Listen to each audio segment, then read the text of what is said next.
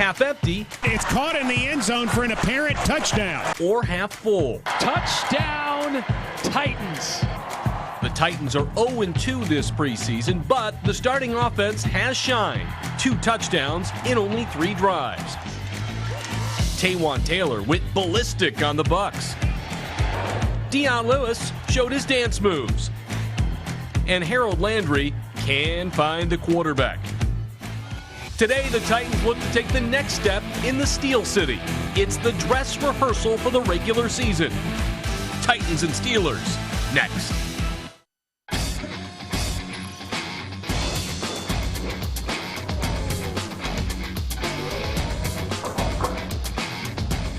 Welcome to the Tennessee Titans Television Network, presented in high definition by Nissan. We are in Pittsburgh, the Allegheny, the Monongahela, and the Ohio, all meeting here. That's why they used to call it Three Rivers Stadium.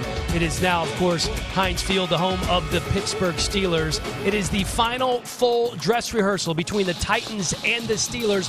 Preseason game number 3. Welcome to Pittsburgh, everybody. Alongside Charles Davis, I'm Dan Helly. This is the most important game of the preseason, and perhaps the most important thing to Mike Vrabel and his offensive coordinator, Matt LaFleur, is to establish a run game early here in Pittsburgh. Yeah, no fancy nickname for the offense needed. They just want to establish dominance at the line of scrimmage with one of the better offensive lines in football. From left to right, Taylor Lewan, Quentin Spain, Ben Jones, Josh Klein, and when he's healthy, Jack Conklin. Right now, Dennis Kelly filling in at right tackle. But they've gone to more of a zone blocking scheme with more movement, but they can still knock people off the line of scrimmage, and they want to see people knocked back so that this guy, the power back, Derrick Henry, can find some space to rumble. If he gets to the second and third level, many linebackers and defensive backs are going to make business decisions on where they want to tackle this guy in the third and fourth quarters. 12 players not making the trip, 6 of whom are starters. We are going to see a couple of young guys on defense tonight play extensively throughout the first half in Jayon Brown and Adoree Jackson. And Charles, you know better than anybody, they talk about the jump from first-year player to second-year player might be the greatest jump that an NFL player makes, and I think that's going to be the case with these two. And we've seen it throughout camp, and I know we talk about speed in the South. How about coming from the West Coast? Jayon Brown from UCLA, Adoree Jackson from USC, 2 of the faster players at their positions in the NFL. What they want to add now is taking the ball away from the other team. Talk about speed, especially coming off the edge. Harold Landry has been getting it done in the preseason. Let's send it down to the third member of our team, Corey Curtis, with more on the rookie. Corey? All right, thank you very much, Dan. The field here at Heinz Field is immaculate, and the weather with overcast skies is actually merciful here in August. And tonight, our Pride to Perform player is brought to you by Gatorade, and it is the second-round pick from Boston College, Harold Landry. He has made meaningful plays in each of the Titans' first 2 preseason games, and he is going to have to show up tonight because Derek Morgan is not here because of an injury. Brian Rakpo is not here because of an injury, and Kevin Dodd is no longer in the National Football League. They were the Titans' top 3 outside linebackers last season. So today on this field, number 58, Harold Landry, you are up. Thank you very much, Corey. And 58's going to be chasing this guy, Big Ben Roethlisberger, making his preseason debut. Steelers, Titans coming up.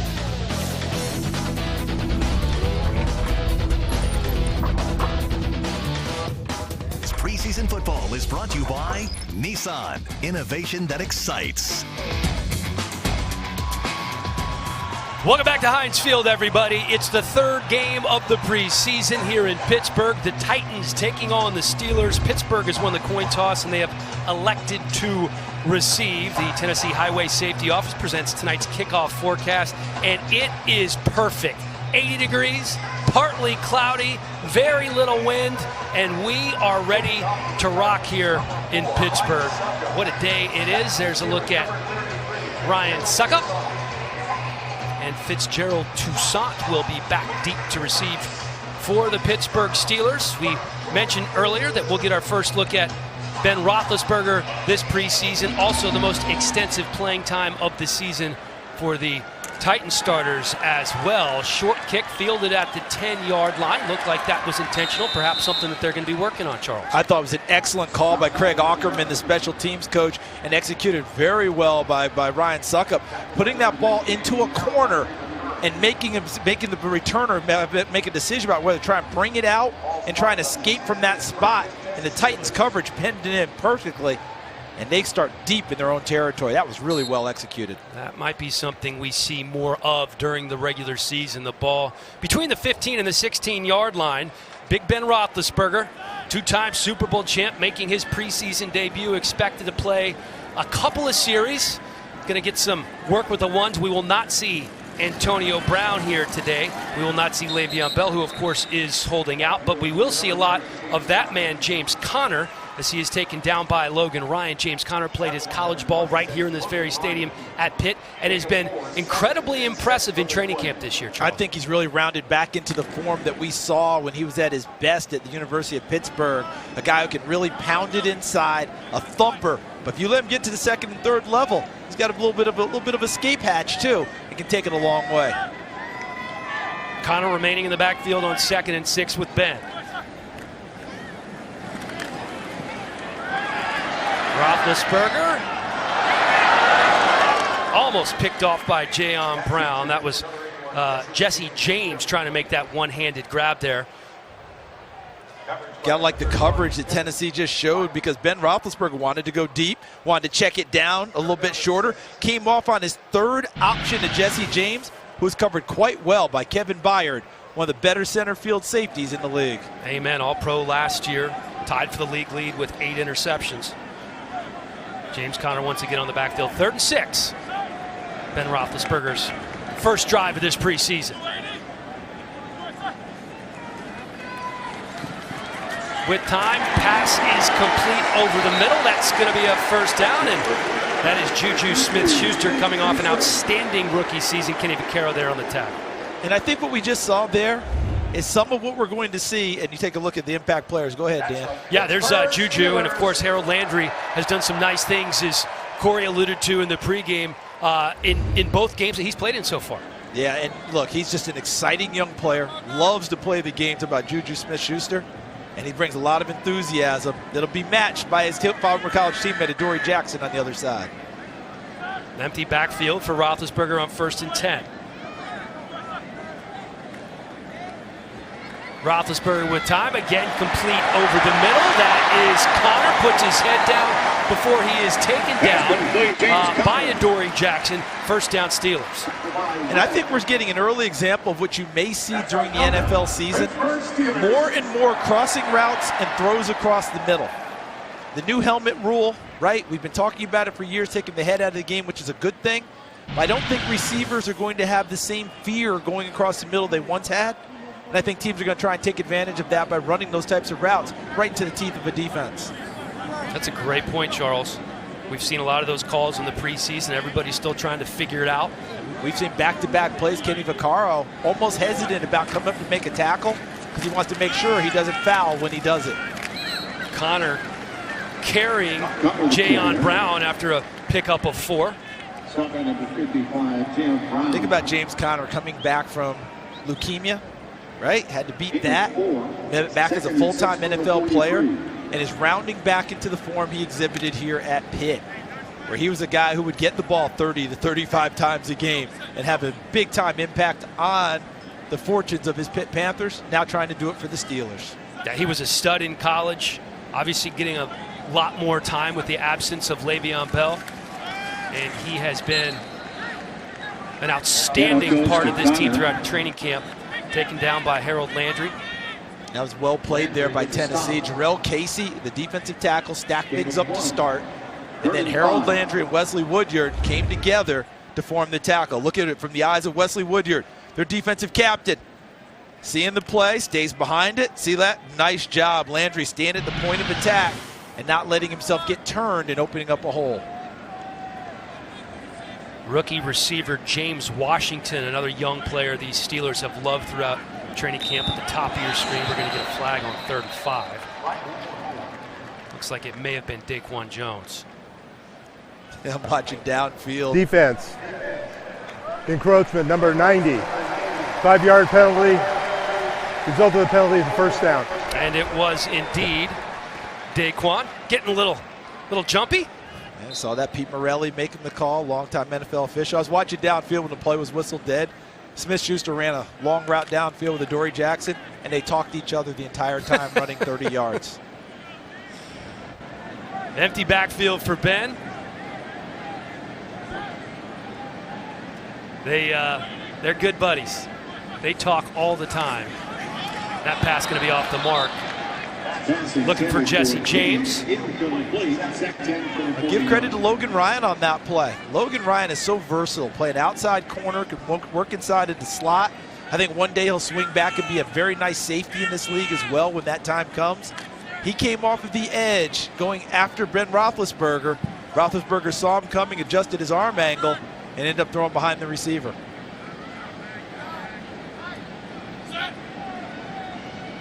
Second and 10. And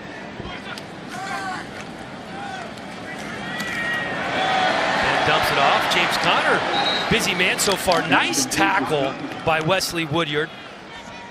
The old reliable one going into his 11th season out of Kentucky. That was really well defended by Tennessee because the screen was set and seemed almost perfect. Watch these big guys get out in front for Pittsburgh. So he's behind a wall of two big-time blockers, and they slipped him. Wesley Woodyard, they never touched Woodyard. He slipped past and ended up making the play. We better be careful, Charles. Wesley Woodyard might end up doing what we're doing at some point in time. Please wait a while. Just wait a while. Just play a little bit longer, Wesley, please. Third and 4. Hours. Roethlisberger again complete, short of the first down. How about a little USC on USC crime? Adoree Jackson and Juju Smith-Schuster. Oh, what a nice defensive series, I think, for Tennessee. A couple of good plays for Pittsburgh, but then they stiffened as they moved downfield. Back-to-back plays, stopping the screen by Woodyard. And look at Adoree Jackson on the spot. As soon as Smith-Schuster catches the football, he's right there for the tackle, short of the first down sticks. Jordan buried a punt. And here's Adoree going to let a bounce ball lands at the 7-yard line. No score. 9:42 to go in the first. You're watching the Titans Network, presented by Nissan. Welcome back to Pittsburgh. No score. Still early in the first quarter. You can see Vrabel talking to the DBs there as they wait to see Marcus Mariota perform in his third preseason game. Numbers pretty good so far. The ones have been in for 3 drives, and those 3 drives have produced 2 touchdowns. What I think they would like to see out of him today, I haven't heard anyone express it, but I think they'd love to see a couple of shots downfield where he connects with his wide receivers. Most of his passes have been short that have turned into long gains. Lined up in the I formation. Derrick Henry. Fake the handoff to him. First pass, first completion of the game. That is over the middle to Tajae Sharpe. Maybe I'm thinking along with Matt LaFleur a little bit there because that's what they came right out with. A little play action. Throw it right down the middle. And he sticks it right on Tajae Sharpe. Nice job coming up and making the tackle there by number 21, Sean Davis. But it was a well-thrown football and the initial first down of the game for the Tennessee Titans. Good way to start for this Titans offense. You mentioned it earlier, this offensive line for the most part intact, waiting for Jack Conklin to get healthy on the right side. Again, going to be the play action, and there is pressure right off the bat. That's Stephon Tuitt taking down Marcus Mariota. And they actually were going to have 2 bites at the apple here because look at the top of your screen. You see Tuitt right there, and then coming up top, they also got some nice pressure outside by Anthony Chickillo. So really nice job by Pittsburgh, just really bypassing the running threat. You know what they say about pass rushers, Dan? What's you that? Play the run on the way back to the quarterback. In that case, they just disregarded the run. They figured play action pass, read it correctly, and Tuitt was right in his face. 2 straight plays that Tuitt has gotten pressure. A couple new wide receivers. Nick Williams checking into the game. Mariota with time. This time dumps it off to Dion Lewis. Dion Lewis shakes a tackle, chased out of bounds at the 20-yard line. A couple more impact players. The aforementioned Dion Lewis had a great game last week. And then the first-round draft pick out of Virginia Tech, Terrell Edmonds, who's been getting a lot of burn on defense because of an injury to Morgan Burnett, but they really like what Edmonds has done. And his brother Tremaine Edmonds, a first-round draft pick of the Buffalo Bills. They were there together in Arlington, Texas for Tremaine's draft party, and Terrell got the call the same night, which was a bit of a surprise. He expected to go in the 2nd or the 3rd round. See what Mariota can do here on 3rd and 10. Clean pocket. This time he dumps it off, and it looks like another first down. That's Tajay Sharp again. Matthew Thomas in on the tackle, the rookie out of Florida State for the Steelers. Like what Marcus Mariota did in the pocket, and he got a great pocket. Look at the offensive line giving him plenty of time, and he comes from downfield, checks it down underneath to Tajay Sharp. Corey Curtis, I know we're going into a down here, but I'm liking what I'm seeing out of Marcus Mariota continuing to ascend here in his 4th season. Well, you know, when I see that crossing pattern, I just think of the Rams and the 49ers from last season and putting guys in position to make plays with the football, and Tajay Sharp comes up with a big one. Mariota 3 for 3 so far. This time he's going to give to Henry. Henry putting his head down, picking up a couple. Taken down by John Bostic. They're still trying to find a replacement on defense for Ryan Shazier, and he was just so good. Such a big part of this defense, still a big part of this program here. He's here nearly every day. Truly a big part of the NFL. How about the ovation he got when he walked across the stage in Arlington to announce the pick for the Steelers. See, Mike Vrabel, big defensive coaches, you know what they like? Running games that move people off the line of scrimmage. That is what he is seeking here today. He wants to see that line of scrimmage move for Derrick Henry to run. Well, you can see they have 2 tight ends in the ball game here on 2nd and 9. And there's Henry again. Bounces off a tackle at the 33. Taken down just shy of the first down by Joe Hayden. Anthony Chiquilo also in there on the tackle. Right there, he runs into his own guy and a defender for Pittsburgh. And as you noted, Dan, bounces off. Joe Hayden tries and doesn't get him on the first grab, but gets enough ankle to knock him down. But that's a really good job by Derrick Henry, keeping his legs moving, making sure that when he went into the pile, that the play didn't just end right there. You know, Derrick Henry, one of those guys, we saw it last year, right, in the playoffs, gets stronger as the game goes on. Just kind of have to keep feeding the beast in Derrick Henry. Certainly that's what they did at Alabama, and here he is on 3rd and 1, keeping those legs churning. Don't know if he got there. If he got there because of his effort. I really think that you noted it well, Dan. He kept the legs churning, kept moving, kept the pile going.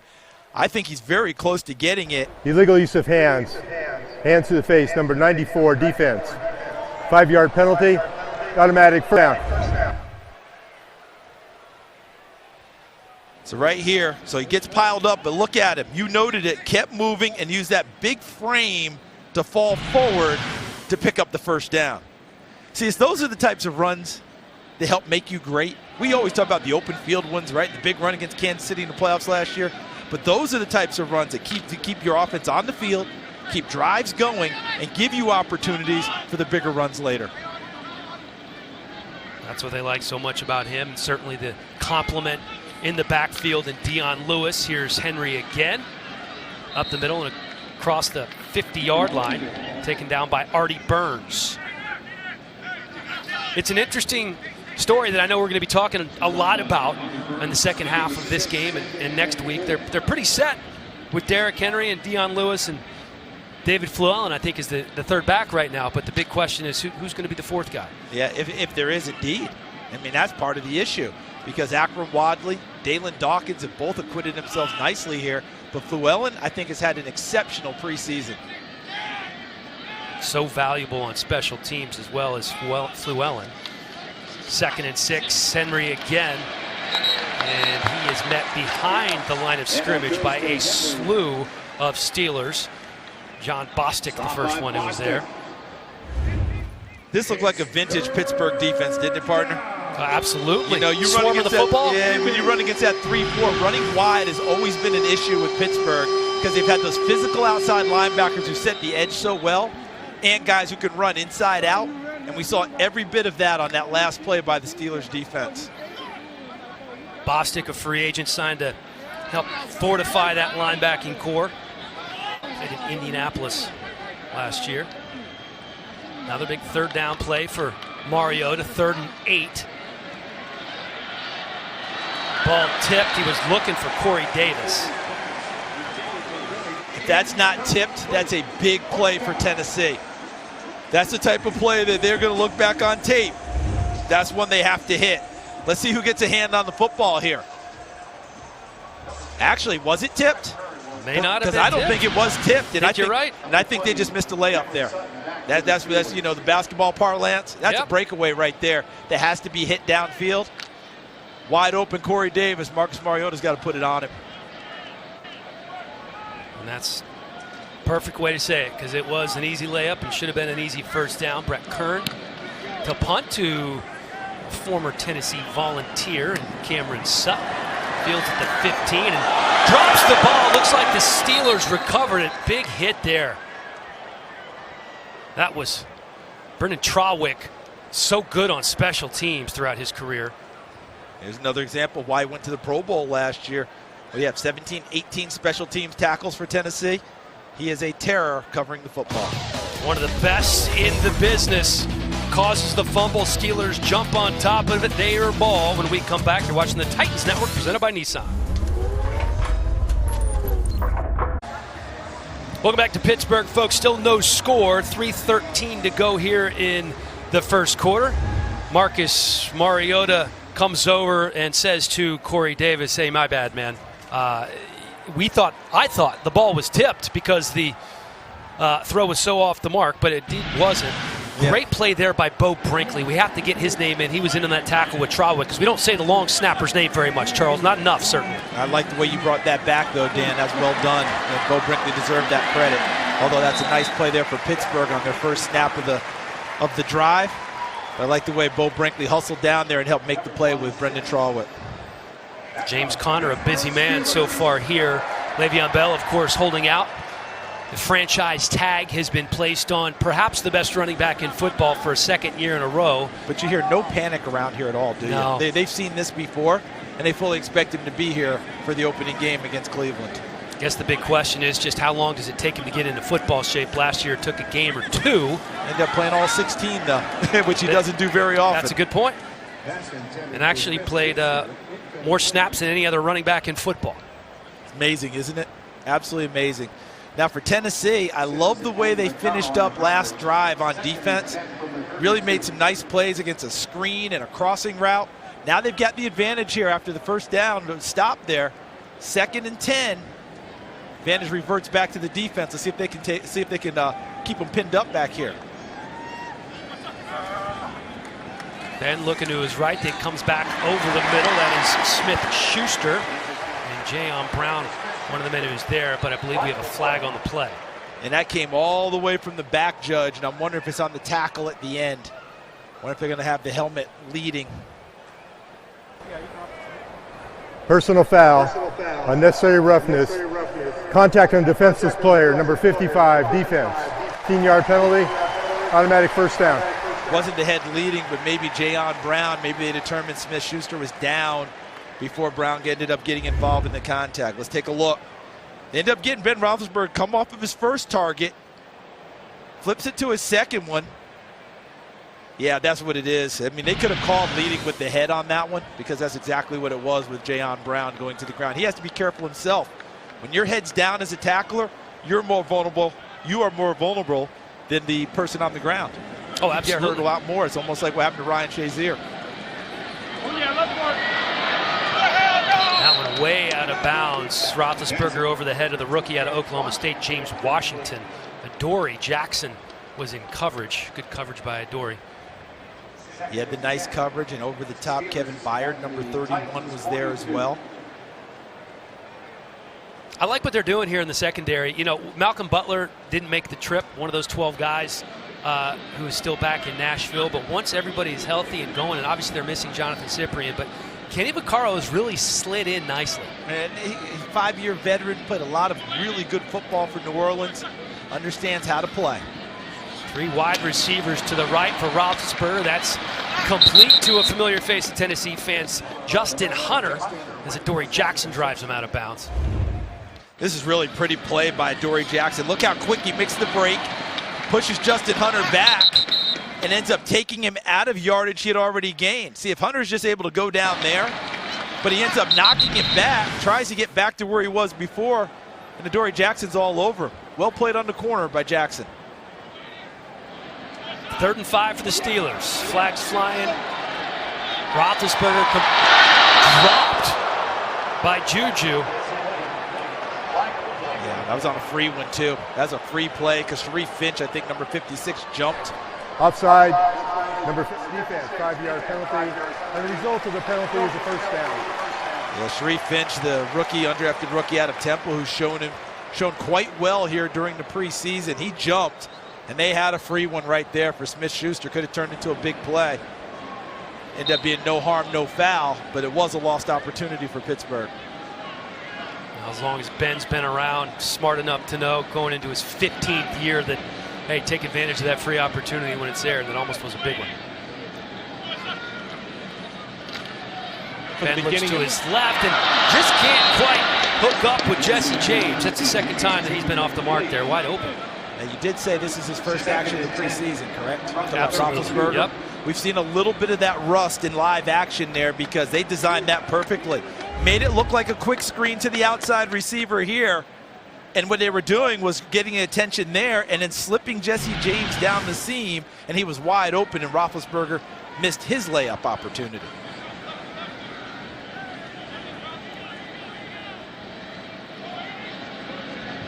Second and 10 for Roethlisberger. He tries to go up top. Catch out of bounds.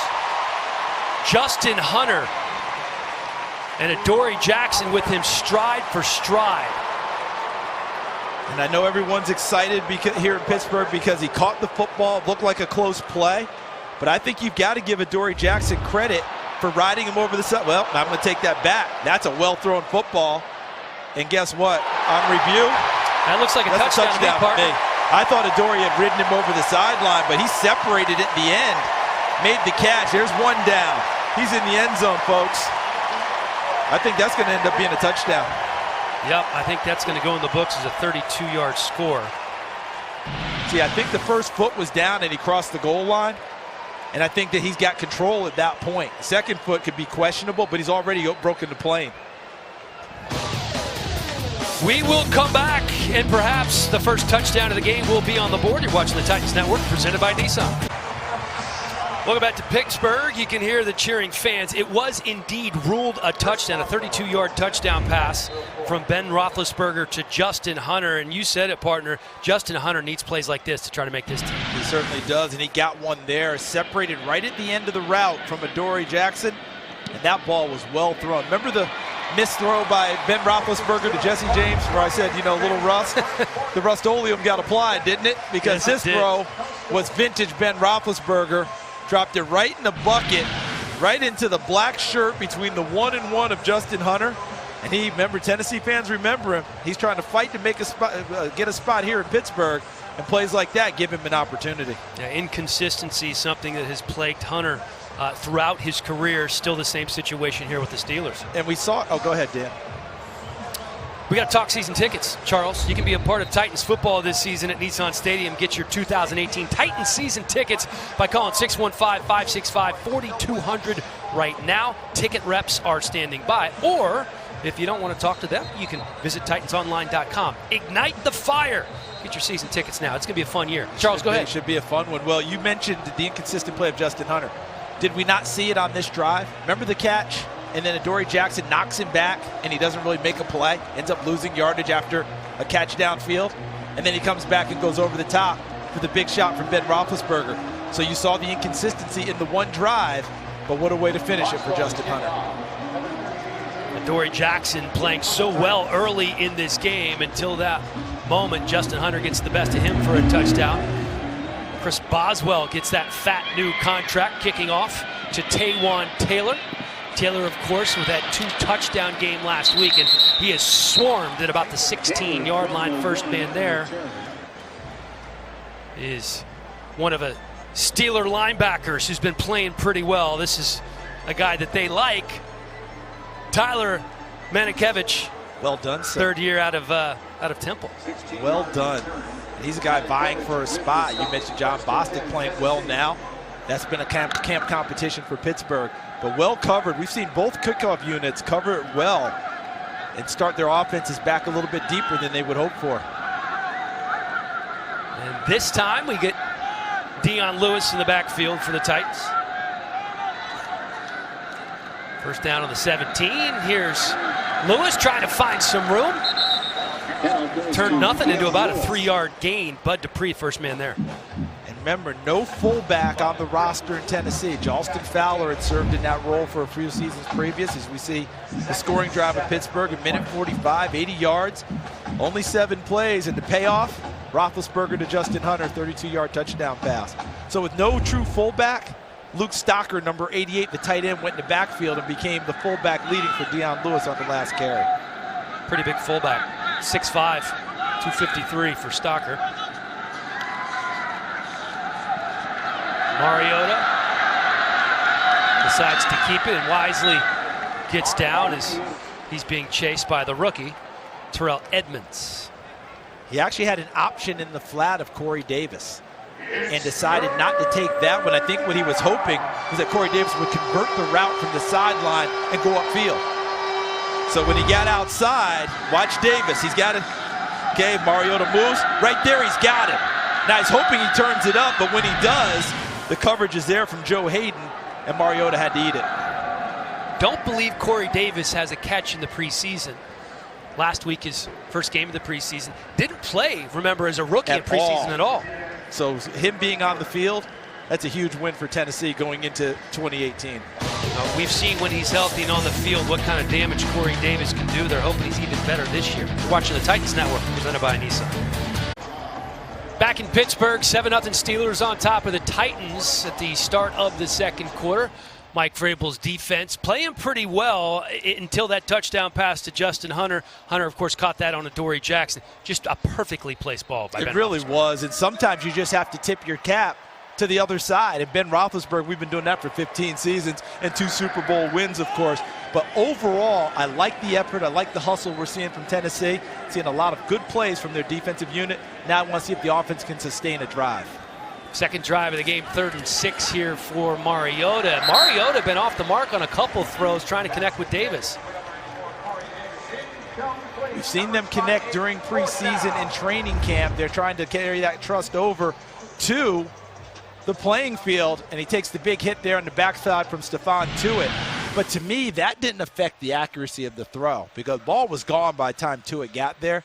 That is something that you know that Matt LaFleur, the offensive coordinator, and Pat O'Hara, the quarterback's coach, continue to work with Marcus Mariota. We need to hit some of those shots downfield and take some of the pressure off of the guys up front. Obviously, the main worry of these coaching staffs and general managers around the NFL is keeping everybody healthy, but you have to wonder if 2 drives ending the way they have might mean the starting offense and Marcus Mariota stay in the game a little longer. The good news is we're going to be able to find out pretty soon. You're watching the Titans Network, presented by Nissan. Hey, back in Pittsburgh, it's 7-0 Steelers with the second quarter just underway. The Tennessee Titans going to probably go the rest of the way without Harold Landry. He left the game with an ankle injury. And our Twitter poll is now up. Go to @CoreyCurtis2. We want to know who's going to lead the team in interceptions this year. Kevin Byard, Malcolm Butler, Logan Ryan, or Adoree Jackson. @CoreyCurtis2 on Twitter.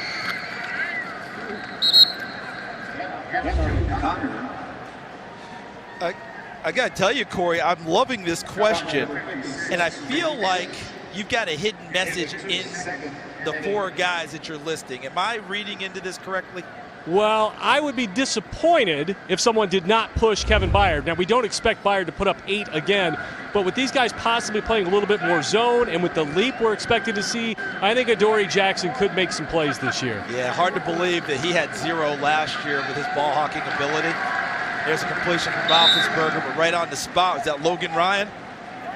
Such an intelligent player, always in the right position. And the guy making the catch, Ken Griffey Jr.'s son, Trey Griffey, who we were told was going to get some run with Ben Roethlisberger. Big Ben really likes this kid. You know how old I feel right now? You remember when he was a baby? No kidding. I saw him play Pop Warner football. Okay? So that one hurts. Also called some of his games at the University of Arizona. Connor on 3rd and 1. Picks up 2. So that will be a first down for the Steelers. Austin Johnson in on the tackle. By the way, I lived in Orlando, and I remember when he played Pop Warner. So I guess that's aging both of us, right? Well, you know something? He's got a younger brother named Tevin that's also coming up. Talk about an athletic family. His sister Taryn also played basketball at Arizona. Let's see now if the Tennessee Titans defense can keep Pittsburgh on this end of the field and get a little field position for Marcus Mariota in the offense to come back out. All on the 36. Roethlisberger with time. And the man throws it out, but that one is caught by Jesse James, the first time they've connected today. Kenny Vaccaro, the man who upended James. Look at how many times Roethlisberger has gone through progressions. If you think about this game and the series we've seen, how many times have you seen Roethlisberger pull it down, look in a different direction? So all of that is good. That means the coverage is good, but someone's got to get home and get in his face and create a little havoc for him. So if he can keep standing back there, someone eventually will come open, as Jesse James just did.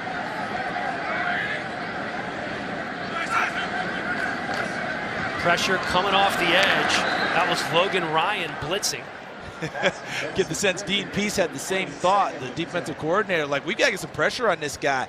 And they have not game planned.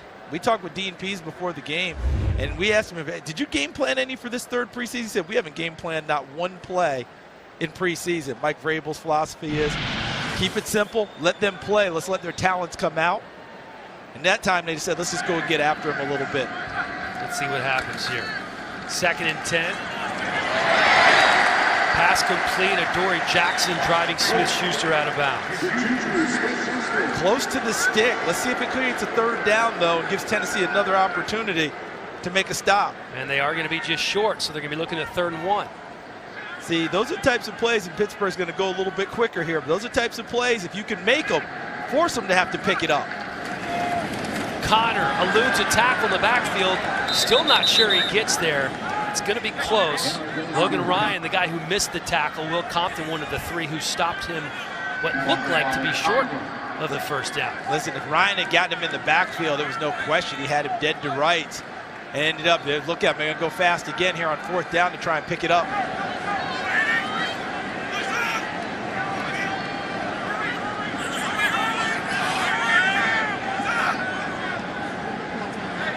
Maybe reconsidering here.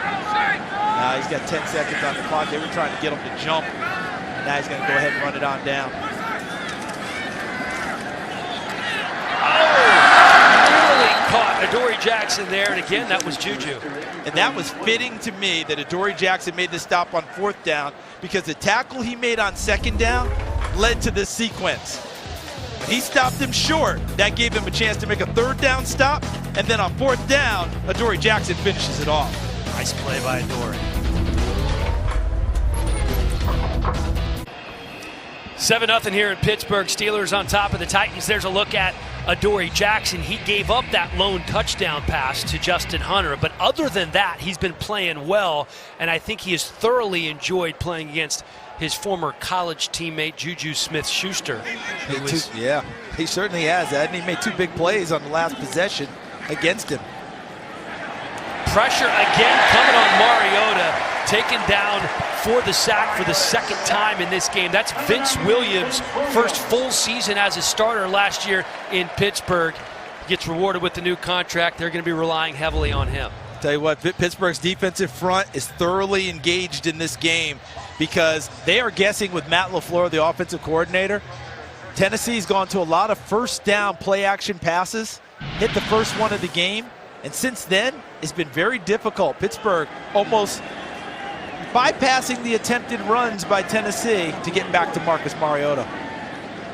Lose 7 yards on the sack, so it's 2nd and 17. Dumps it off to Dion Lewis, spins out of a tackle, and then he's taken down at about the 37. Tell you, that big 1st down sack set up a heck of a play there. Pittsburgh's defense taking full advantage now. Tennessee tries to come with the screen, and that wasn't well set up at all. And Pittsburgh just swarmed to Dion Lewis and put him on the ground. So it's 3rd and very long now for the Tennessee Titans.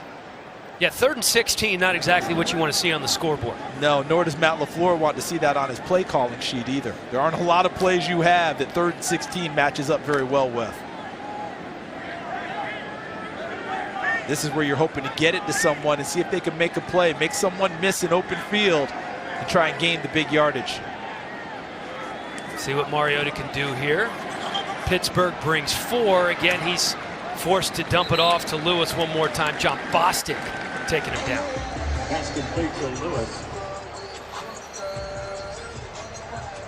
don't know how you felt, Dan, in pregame when we were down there in the sidelines. I thought both teams were ready to play. I mean, I don't think there's any question about it. This third preseason game has both of them juiced up, and we've seen good from both sides. Tennessee now, Brett Kern wants to put it deep and give his defense a little bit of help. Well, their first 2 drives not ending the same way that they have the last couple of games. Flag already thrown. That ball's going to bounce out of bounds. Find out what we have here. Pete Morelli, our referee in this one. Charles, you must have a Morelli story. You go back with all the officials. got a few with Pete. Got a few. Can't tell them all on air. That's the that's the fun part. But the beauty is Holding. Number 16, the receiving team. 10-yard penalty, first down, and timeout. I'll tell you this one real quick, Dan. Whenever I leave a game, those officials are working on their next game already, reviewing tape and all. They take it seriously. That they do. Look at lovely downtown Pittsburgh. Still 7-0 Steelers on top of the Titans with just over 9 minutes to go here in the first half. The regular season starts in just a few days. Still time to get your 2018 season tickets. Call during the game at 615-565-4200 to order your Titans season tickets and see the Titans take on the Pats, Eagles, and Jags. Again, ticket rep standing by now at 615-565-4200. Big Ben Roethlisberger now out of the game. Landry Jones in at quarterback. That's another run for James Conner. Big Ben getting his first look, first action of the preseason. Looked pretty good, 11 of 18 for 114 yards and a touchdown with a passer rating of just under 100. See him September 9th versus the Cleveland Browns, and not before then. That is it. Pretty efficient day, I think, overall for Roethlisberger. Handoff again to Connor. Benny Logan, first man there. And they've been looking for more of those types of plays from Benny Logan, who they acquired longtime stalwart in Philadelphia. Was in Kansas City last year. Corey Curtis, that battle at the nose. Seems like Austin Johnson holds the advantage right now, but Benny Logan was acquired for a reason, wasn't he? Absolutely. They weren't happy with the production they got from Sly Williams. They moved on and got Benny Logan from Kansas City. You know, you got to have waves of these guys. The Eagles showed us that. We've seen it from the Denver Broncos in the past. You've got to be able to rotate linemen. It's a nice problem to have when you got 2 guys showing that they want that spot. Jones complete to Juju Smith-Schuster. DeMontre Hurst taking him down. Not bad coverage by Hurst by any means. I know his coach is Kerry Coombs, his defensive backs coach, would get on him for not getting the ball out of there. But the coverage wasn't bad. Jones with a nice delivery, and Smith-Schuster, who dropped an easy one earlier in the game, he fought for it and came up with it.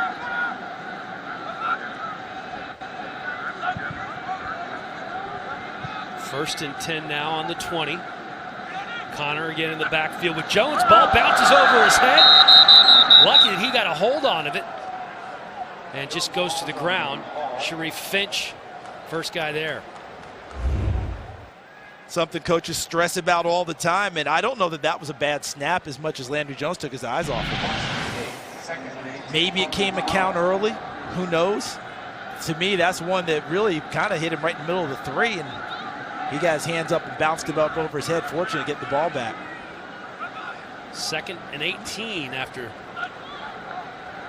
the bobbled snap.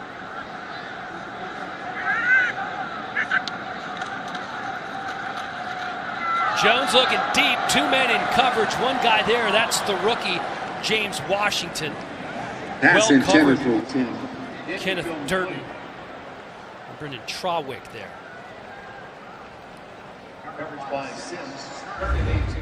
This is what James Washington did so well at Oklahoma State, deep routes. But you noted it, Dan, that was well played by Durden. He had him right at the hip, able to get his head back around and locate the football. And even though Washington faded away from him, Durden faded the same way and had a chance to make a play on the football. Excellent coverage. 3 receivers to Jones right on 3rd and long. Dumps it off to Connor. Connor going to be about 7 yards shy of the first down.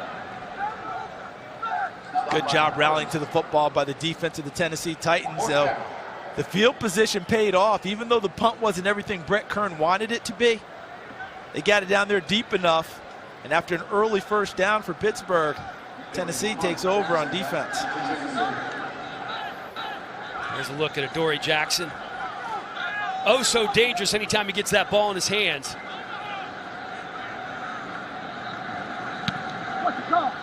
It's a good return ball for him right there. He has some space.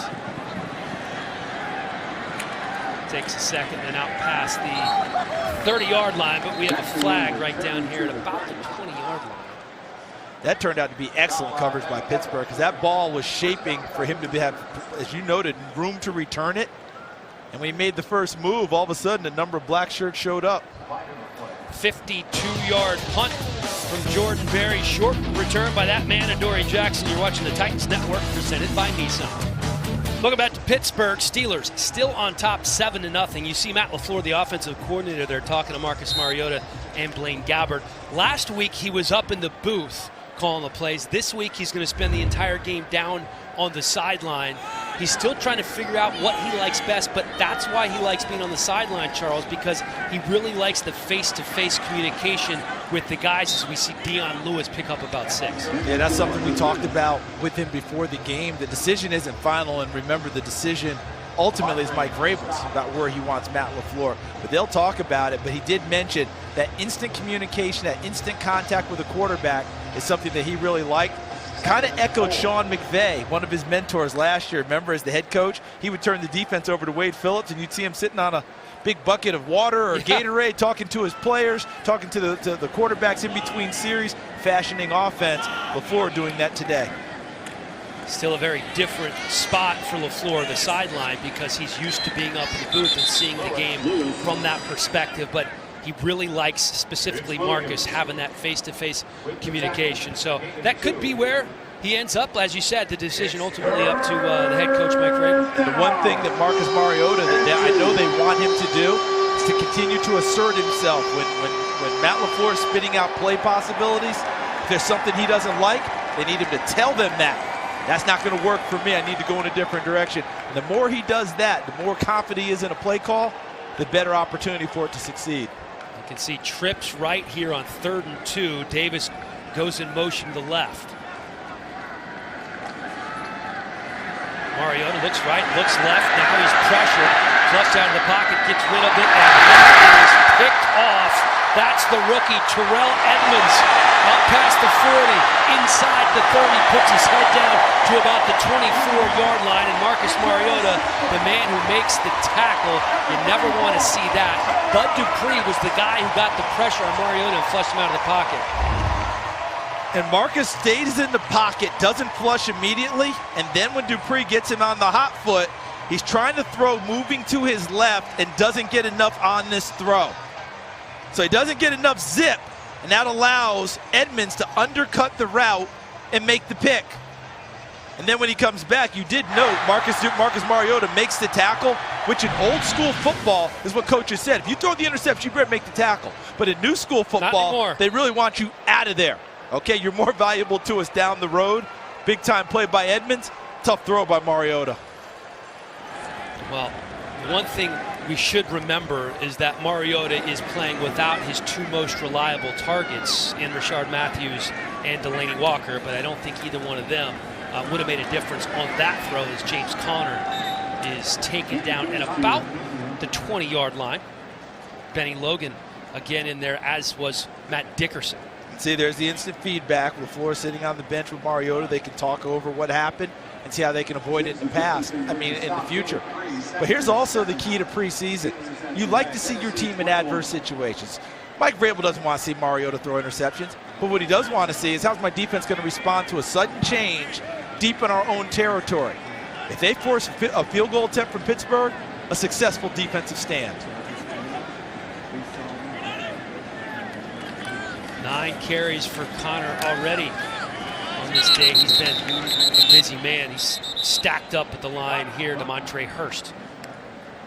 First man to meet him behind the line of scrimmage. A lot of guys trying to make this team for Tennessee, obviously. They've got a lot of second and third level guys in on defense right now. This is a great opportunity to get on tape and get the attention of the coaches. This big third down deep in your own territory after an interception, that could bode well for your future if you make a play here. 3rd and 6 for Landry Jones and the Steelers. Working with an empty backfield, throws across the middle. That pass is complete short of the first down. It looks like the ball got yanked out. I think that the Tennessee might have raked at it and popped that ball free and taken over possession. And we were just talking about who could make a play there. Was that Robert Spillane? He has had a phenomenal preseason in terms of being around the football. And that's the best play he's made because it creates a takeaway. Hunter gets the catch, and then he absorbs the hit. Who was that on the backside who made the first hit? I think that probably was. Oh, was that Durden, number 38, Kenneth Durden, the corner. And then Spillane also involved. So Durden with the hit wraps him up. Spillane plays the football and takes it away. And Tennessee stops Pittsburgh without even getting a field goal attempt after Mariota's interception. That's the way to douse the fire, Tennessee defense. A heck of a play by Robert Spillane. Rookie out of Western Michigan, as you just saw, on this team after an impressive rookie tryout camp. Blaine Gabbert now in at quarterback for the Titans. A little surprised they don't trot Marcus Mariota back out there to hopefully end on a good note. I think that Mike Vrabel opting for discretion is the better part of valor. He knows that Marcus Mariota keeps a very even keel and he'll bounce back. He doesn't need him to prove it. He needs him on September 9 going to Miami. You are absolutely correct, partner. Smart coaching decision there by Mike Vrabel. Let's keep this guy healthy for the regular season. You're watching the Titans Network presented by Nissan, with the Titans still trailing by 7. 2 minutes to go in the first half. 2 minutes to go here in the first half as we're looking at Mike Vrabel coaching some guys up. Marcus Mariota, not a great night for Marcus. 5 of 8, 43 yards and an interception. Never got a whole lot really going offensively. He's going to take a seat and watch Blaine Gabbert. This very well could be the last time we see Mariota in the preseason. Yeah, I can't imagine he plays in the last preseason game. But I do know that the entire time between now and September 9, they'll work very hard at that timing with Mariota and his outside receivers so he can get a few more downfield shots to keep this offense opened up. Blaine Gabbert in at quarterback, firmly entrenched as the backup to Marcus Mariota, and flags flying everywhere. Again, I said it earlier, but let's not forget, no Delaney Walker, no Rashard Matthews. These are his 2 most reliable pass catchers for the last 2 seasons. When they come back, this will be a different offense, and you have the Taywan Taylors and you have the healthy Corey Davises. And we haven't seen much of Jonnu Smith in preseason by design. Number 13, offense. Speaking of Taywan 5-yard Taylor, penalty, still second down. second-year wide receiver out of Western Kentucky, called for that penalty. And they will need those guys because that ball has to be pushed downfield somewhat. It doesn't have to be bombs, but you got to push it down to the intermediate depths because otherwise the screens underneath, the swing passes, the check downs that are a staple of this offense, they're not going to work. You've got to have some space to operate, so they've got to have some connections downfield, get them 10 to 15-yard chunks. Just at least have the threat of going downfield, give the defense a little something to worry about so they can't just tee off on you every play. I just remember, when I was playing in college, obviously I wasn't good enough making the NFL, but playing in college, if you could play as a defensive back where you were playing the game without having to retreat very much, that was a good day for you and your teammates. That means you're playing the game coming forward, no threat going by you. That would close the field down. You've got to have them back on their heels. And right now it's the Titans on their heels. Gabbert facing 3rd and 15 from the 12-yard line. That not going to be good. Taywan Taylor not holding on to that one. That's going to be a forgettable series for Taywan, isn't it? Picked up a penalty. This pass bounces off of him as they try to set up the quick screen. You see out in front there, Anthony Ferkser, number 86, is trying to set up the block. So that's not going to be a series he's going to enjoy come film time. right through the hands and off the helmet of Taywan Taylor after such a superb performance last week. They'll have a chance to bounce back next series, maybe a little bit in the second half. We'll see how they decide to use it. Kern to punt. Sutton fields it at the 40, has some room to work with here. Takes it out to about the 49, but there is a flag on the play. We also have an official on the sideline without his hat, which usually signifies somebody ran up the sideline or was forced over the sideline as the gunner and didn't make the attempt to get back in. Let's see. See the field judge right there, number 36, Anthony Jeffries, with no cap. Usually that means someone had to do a play on the sideline that wasn't kosher. Number 83, kicking team voluntarily went out of bounds during the kick. The 5-yard penalty be added to the end of the play. First down, Pittsburgh. There's Devin Ross is 83. Yeah, so that'd be right down here. You see him running? Yep. And you've got to immediately get back into the field of play and reestablish. You can't run downfield in the white part of the field so that no one can block you and then try and establish late. You have to get right back into the field of play before you start your pursuit downfield. Mike Vrabel make a little bit of a note about who the penalty was on, what it was about. He'll watch it in film and go over it with Craig Ackerman, the special teams coach, work on getting it corrected. Landry Jones, complete over the middle to his big tight end, Jesse James, 4th year out of Penn State. Big target there, 6'7", DeMontre Hurst. And Jesse James involved in one of those plays last year that led us to trying to clarify the catch rule yet again. Well, and I think they finally done that as that pass is complete to Connor. Connor taken down by LaShawn Sims. That's a Pittsburgh Steelers. Almost felt like Tennessee got a little bit of a break with Connor cut back inside. Got a timeout from the Steelers. And they have been leaning on James Conner in this one, haven't they? They have, and it's so great to see. I mean, the ordeal he went through, obviously, with his health, and then trying to get back to his full potential, but it certainly seems like he's there. He ends up cutting inside because of LaShawn Sims there. I thought he might have had a chance to stay outside, but Sims ends up making the tackle, but it was a nice chunk of yardage for Pittsburgh to set them up here for this last drive before the half. At worst, they're already set up for a field goal attempt of somewhere in 47, 48-yard range. James Conner, 10 carries. Mike Vrabel certainly trying to find a way to slow him down. Also 4 catches for 40 yards in the game for Conner so far.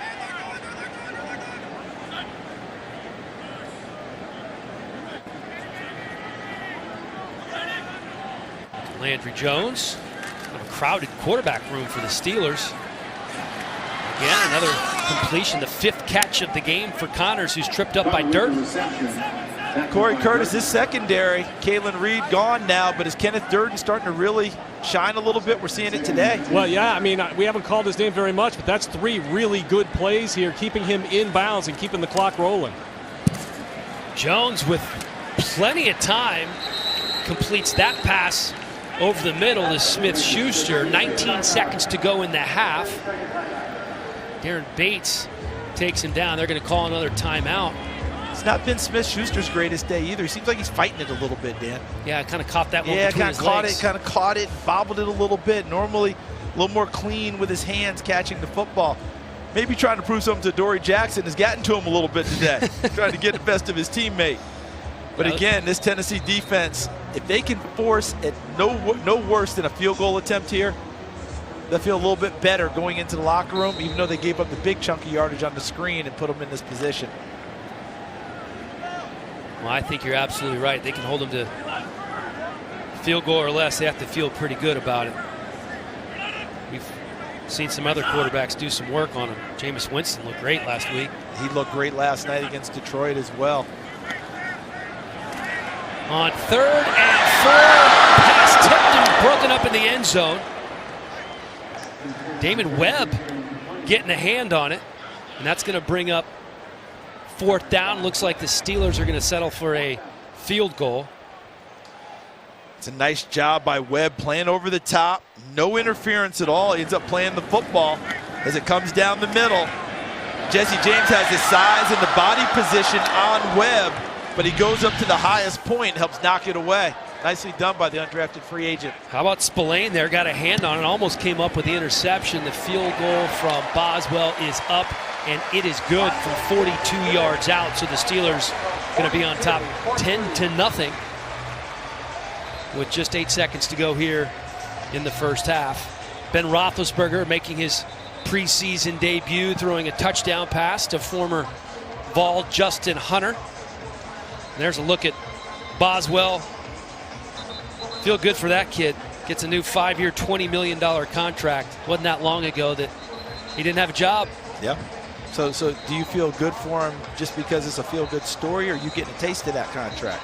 And that's why you're feeling so good about it. I wish I was the agent and getting that 10% or 3%, whatever those guys get. Whatever percent would be nice, wouldn't it? Just a giver, Charles. I just you just want everybody to be happy. I understand. Want everybody to get paid. I get it. Hey, as we go for this kickoff, Corey Curtis, you got me? What's up? Hey, this secondary of Tennessee, I know we've got some guys not here today, but things are starting to shake out pretty well, aren't they? Although a guy like Durden is acquitting himself nicely today. Webb's made some plays in the preseason as well. I'll tell you what, last week, playing Jameis Winston and the Bucs starters, it was a rough week for those guys, but they have responded today in a big way to adverse situations and only 3 points on the board. Darius Jennings out to the 20-yard line. So far today, the kickoff coverage units for both teams, they're handling their business, because I expect more kickoff returns and bigger returns this year based on the new rules. And right now, these special teams coaches, Danny Smith with Pittsburgh, Craig Aukerman with Tennessee, they've done a nice job with their kickoff coverage units. And it looks like we're going to have both teams head into the locker room. 10 points scored in this first half, all by the Pittsburgh Steelers. So Mike Vrabel trying to iron out a few issues here in the locker room. You're right, watching the Titans Network, presented by Nissan. There's a look at the Fort Pitt Tunnel. Leads to one of the best views in Pittsburgh as you enter downtown, known as the best way to enter an American city. 4,000 feet long, completed in 1960. Isn't that the one where they had the big jam up in Batman? I don't know. I can't remember. Is that it? I think it was. Sure? They shot the last one here with Bane. All right, let's send it down to Corey Curtis, who's with Mike Vrabel. Corey? All right, head coach Mike Vrabel, I know you can't duplicate the regular season, but there was some pretty good intensity out there. It looked like sure, there's good football and there's some bad football and stuff we can correct and stuff we can fix, but we got a turnover on defense, got a turnover on downs. Offensively, we just got to clean some things up. Just too many missed opportunities. I mean, I think we had some guys down the field, and they're a good defense. They present some challenges, so it'll be good for us to be able to see and learn from those opportunities. Good luck in the second half. Thanks, Corey. All right, thanks, Corey. Thanks, Coach. Here's a look at the first half numbers. Not great from an offensive standpoint for the Titans. Some missed opportunities, as Corey and Coach alluded to there. Ben Roethlisberger, very effective. He's responsible for 114 of those 158 passing yards. And we did mention it earlier, Charles, the defense playing without starters, the offense playing without starters, no less than 6 starters still at home. 12 players total not making the road trip for the Titans. Yeah, and that's a lot, obviously, but you know what they'll say in the regular season, games will still be played. And people do it all the time, where the next people have to step up, show their wares. And we did see it. Mike Vrabel told Corey Curtis there was some good and there was some bad. There's plenty of good in there, especially on the defensive side, I thought they really fought hard. That one sequence where Juju Smith-Schuster caught a pass on 2nd and 10, and Adoree Jackson tackled him for only 9 yards. The next play, they held him to no gain. And then on 4th down, Adoree Jackson breaks up the pass. It's exactly the type of fighting spirit that Mike Vrabel wants out of his team. They gave up no points on that drive after a turnover. That was big time. And of course, Adoree gives up the touchdown pass to Justin Hunter, a perfectly placed ball from Ben Roethlisberger. But as an old boss of mine said one time, Charles, it's not the mistakes that hit the air, it's how you handle the mistakes that hit the air, and it's how these guys rebound after making a mistake out there on the field. And after that touchdown pass, Adoree Jackson had an excellent rest of the first half. Darius Jennings back deep to receive as we get a look at Marcus Mariota there. That's most likely what he's going to be doing for the rest of the preseason. Generally, the starters don't play much, if at all, in that fourth preseason game. Jennings out past the 15 before he's tripped up at about the 17-yard line by Matthew Thomas. And Pittsburgh is really treating this like the first game of the regular season on defense, because I'm seeing their frontline guys run out here to start the third quarter. So what a lot of teams like to do with their philosophy is to bring these guys back out after halftime and get them one series after the half. So they know what it's like to go into the half, warm up, and come back out and be ready to play. And that's the model Pittsburgh's following today. You gotta lay out for that. The Titans rolling with their second stringers right now. Blaine Gabbert in at quarterback. Fakes the handoff to David Fluellen. And he is chased by Anthony Chickalo before he finally gives up on it. They're going to be looking at 2nd and 10. Gabbert, of course, firmly entrenched as the backup right now. They have Luke Falk, the rookie they drafted out of Washington State, who I'm sure we're going to be seeing at some point later in this game. Gabbert has shown some flashes in the preseason, similar to what he did the last couple of years in Arizona and San Francisco.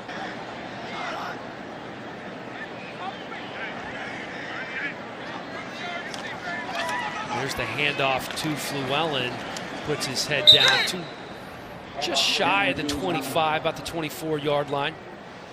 Firmly entrenched as the third running back on this team. Charles, you'd agree? Well, he's been challenged here in the preseason. I think that he's answered the challenge. So I would have him firmly entrenched as the third running back based on what I've seen. And the special teams play helped set him apart. But I thought he really upped his game as a runner, as a pass catcher in the preseason.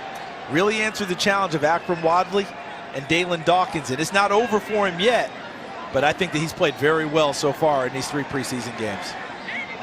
3rd and 4 for the Titans.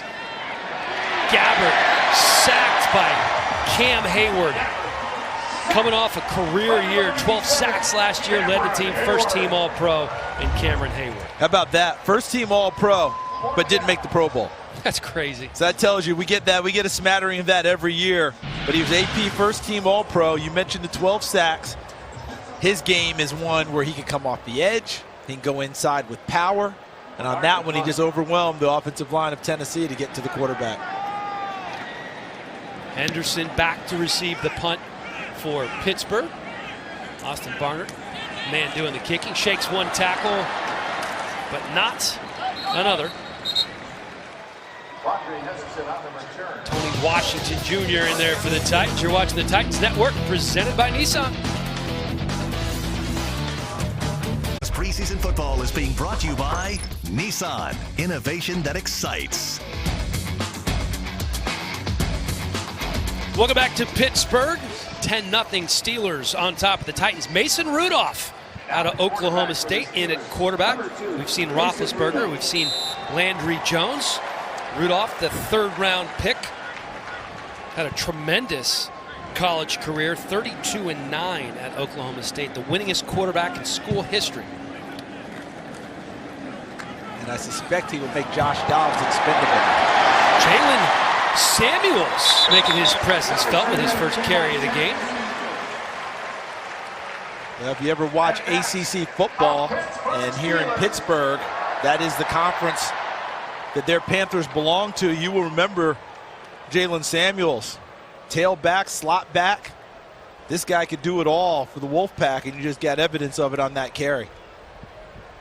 Over 200 catches at NC State. 47 career touchdowns. Man was a playmaker. Faking the handoff to Samuels.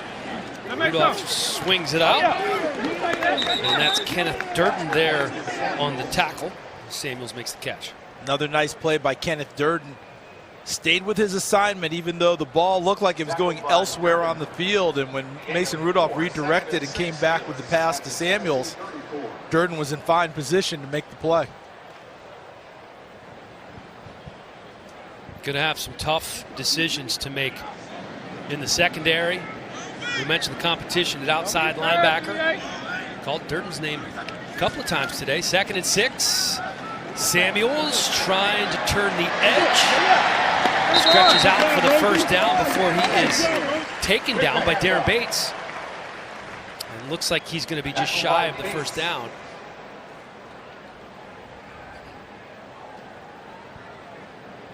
So they're going to be looking at 3rd and 1. Darren Bates, who made that tackle, has been having a good preseason. Got penalty last week when he took his helmet off after making a great play. That was something that was absolutely talked about in the film room a little bit. And as soon as you take the helmet off, it's automatic. It's not even a discretionary call for the officials. Negated a beautiful play he had made on the field. Samuels has a hole, picks up 4. Josh Caraway takes him down after the gain. I asked Coach Vrabel, I said, how do you handle that? Is that something you really, hammer home hard in front of everybody? Did you just tell him once? And he goes, well, once you get to know me, you'll know that that's probably one that I hammered home pretty hard. Actually, we knew all ahead of time, Coach. We just let you answer it. I just wanted to hear exactly how he handled it. He just wanted to hear you say it. But yeah, he just put it up on film, and then he asked Darren Bates directly. Now, if someone on the other team did that, what would we be saying about him? Right. And Darren Bates gave him the answer that's not exactly fit for family, but it is the right answer. Not a play you need to make. Just make the great play that he did on defense. Samuels again, this time stuffed by 3 linebackers, including Harold Landry.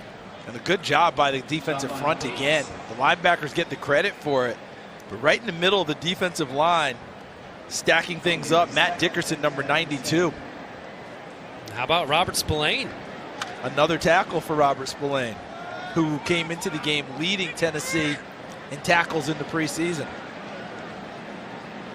Let's see if they go to Samuels again. They've used him on all 5 plays this drive. Why not? He's young. He's a rookie. Young legs. Let him go. There he is. Rudolph, one more time, dumping it off to Samuels. Samuels taken down by DeMontre Hurst. Where are they spotting that ball there? Just checks it down into the middle. And Hurst right there, number 20, gets a hand on him. Otherwise, it would have been it would have been interesting to see what the collision would have been downfield. Trawick appeared to be in position to make the first tackle, but Hurst got him down prior to. So the Steelers marching right down the field so far behind the effort of Jalen Samuels, who's once again given the carry, picks up about 2.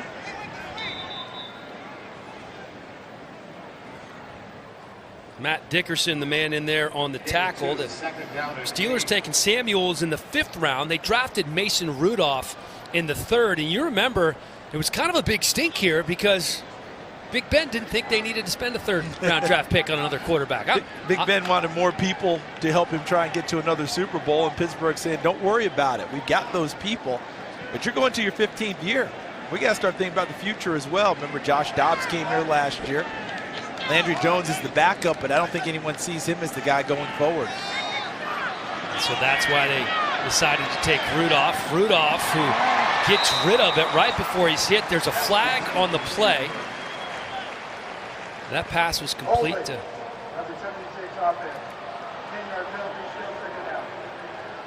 Farrell McKeever. They're going to call holding right there on Chukwuma Okorafor.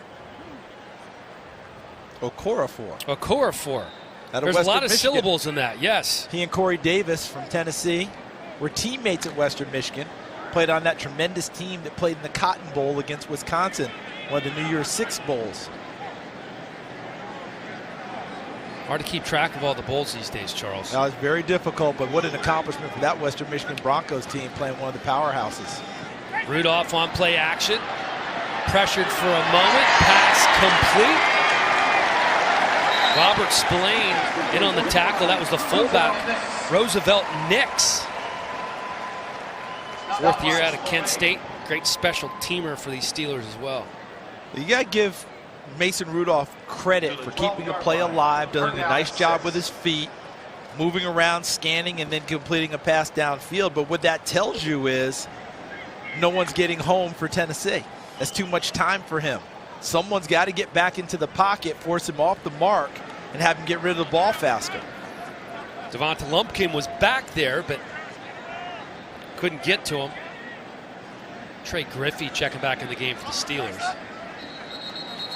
And we have some whistles. Delay of game. I don't think he caught the Delay of game. play clock. Offense. 5-yard penalty, still third down. So that penalty will go against it. It goes against the court. Pete Morelli didn't say it, but it goes against Mason Rudolph, number 2. And you see Mike Tomlin, hey, young man, we've gone over this. The play clock's in the end zone. Take a look. Know what we've got. And he's probably also talking with his offensive staff. How fast are we getting plays into this young man so he can get up to the line of scrimmage and have an opportunity to execute? Penalties obviously been an issue for a lot of teams around the NFL. Titans had 25 in 2 games coming in. 3rd and 11, dumps it off again. Samuels with some open field space, breaks a tackle, and he's in the end zone for a touchdown, but there is a flag on the field. Demontre Hurst had a chance. Robert Spillane also with a shot to make the tackle. And you can see there why Jalen Samuels. Holding. Number 16 offense. 10-yard penalty. So still. dangerous. Third down. Marcus Tucker downfield, wide receiver blocking, got called for the hold. But you mentioned the moves that Samuels made to have 2 Titans miss in the open field. There's the second miss, and right there. Go taking him to the ground. But in the open field prior to that hold, Samuels had undressed 2 Titans to make the move towards the end zone. Playmaker. You don't score 47 touchdowns in college. not in that conference without being able to make some people miss. Rudolph flushed out of the pocket. He's going to tuck it and run. And again, we're going to have a penalty as Rudolph is pushed out of bounds by David Webb. I don't like that one. I think he said 64, which would be R.J. Prince, the rookie out of North Carolina.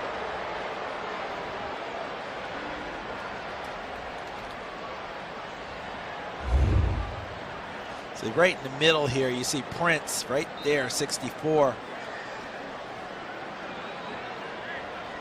Keep an eye on him. He's working with Julius Wormsley, who has done a nice job this preseason. He did it again, creating the pressure back to the quarterback that forced the hold on Prince. Nice job by Wormsley, who I think has played well this preseason. He has. 3rd and 17 for the rookie Rudolph. Feels pressure again, this time again underneath to Samuels. Samuels not going to get the first down. Robert Spillane not missing this tackle. Well, the Titans have put some stuff in their arsenal. When you hear people say you didn't game plan for a particular contest, doesn't mean they haven't practiced a number of things. And on that one, Dean Pease had a zone blitz in where he had the rookie Mike Ramsey, number 70, a defensive tackle, fall out of the line of scrimmage back into the hook zone to cover a pass. And they rushed another defender towards the quarterback, and it held up well and forced the field goal attempt. Going to be a 33-yard field goal attempt for Chris Boswell. Matt Wild, the holder. And that's good. 13-0 Steelers on top of the Titans with just over 5 minutes to go in the third. You're watching the Titans Network, presented by Nissan. Back at Heinz Field, the Titans trailed the Steelers 13-0 in the third quarter. The Titans have 21 yards passing all game, and that will not get any easier for Blaine Gabbert the rest of the way because Nick Williams has gone to the locker room with a hamstring injury. He is questionable to return. So Williams goes to the locker room. Michael Campanaro has been injured most of training camp. Those are 2 slot guys that they were intending on getting long, hard looks at, and Nick Williams has actually had a pretty good preseason. He has had a good preseason and caught our attention, and it would have been interesting to find out, and it will be, to see what the brass thinks of him and what the preseason he's had. Cameron Batson fields the kick at about the 1-yard line. Flags flying everywhere, but once again, great coverage by that Steelers kickoff unit. Malik Golden, first man there in on the tackle.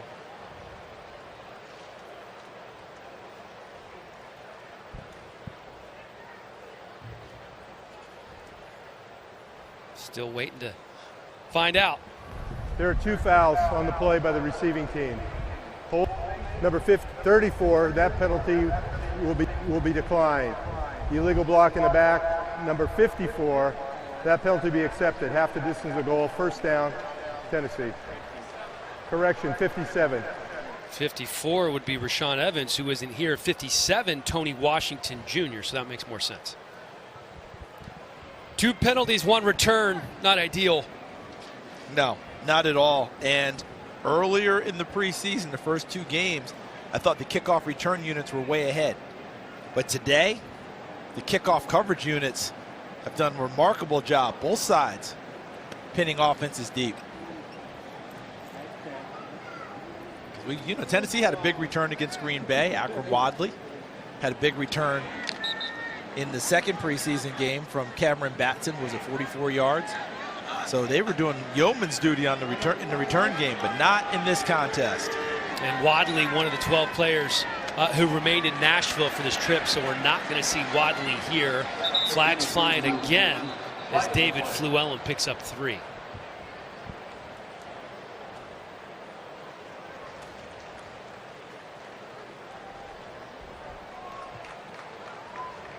Holding, number 15, offense. After this goal, first down. That's Darius Jennings. Pete Morelli getting a lot of FaceTime. We've seen that the last couple of games. Remember, you jinxed us. He said, they only have a handful of penalties so far. Oops. And then they started coming. The good news is, I talked about the 25 penalties in the 2 previous games. Only 3 of those were called in the first quarter. So guys that you're going to be seeing in the regular season, not a lot of penalties. And a lot of the penalties were effort penalties.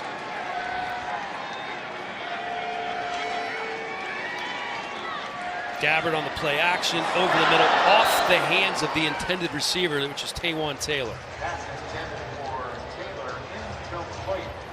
And by effort penalties, if you're at home saying, what's an effort penalty? Yeah, because it's still a penalty. Still a penalty, but it's explain that. It'd be more like a late hit as opposed to a false start. Yeah, you're talking about plays of commission as opposed to omission. There you go. Trying to make something happen. You always make me sound smarter, Charles. I do appreciate it. I'm just trying to hang with you, brother. There's Luke Stocker, I believe, back in the backfield playing fullback again. Or is that Semish? 85, Tim Semish. Ferkser. That's Semish. Is it? I'm trying to get 85 is that's Semish. 86. That's Ferkser. And 86 is Ferkser from Harvard. Semish 6'8", Ferkser only 6'2". Little guy. Should be hard to tell them apart. You're watching the Titans Network, presented by Nissan.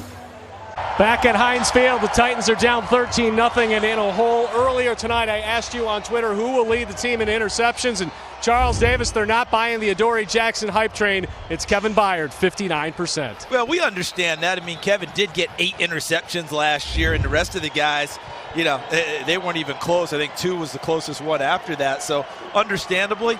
But I liked where you were going with that, with Adoree Jackson getting his hands on the football this year.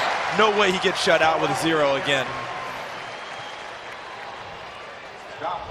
Going to be looking at 3rd and 12. There's a look at Adoree. We talked in the pregame, Charles, about the jump that we expect Adoree to make this season, and I think we saw some of that tonight. Yeah, there's no doubt about it. And the biggest one is, in this league, you are going to get beat at times by routes. Quarterbacks throw it really well. Receivers run excellent routes. He bounced back after the Justin Hunter touchdown. And from that point on, even before that, I thought he fashioned together an excellent football game. Gabbard, complete. Taylor out to the 12-yard line, going to be short of the first down, so the Titans are going to bring out the punt unit as Deshaun Phillips takes him down about 3-yard shot. Now, Corey, we just showed a shot of Adoree Jackson on the sidelines, and he was having a chat with Tajay Sharp and Derrick Henry. Is he still trying to sell his offensive skills to the Titan staff? Well, I don't think he has to. I think that all we have to worry about is him staying healthy. Because, listen, when he gets the ball, he's electric.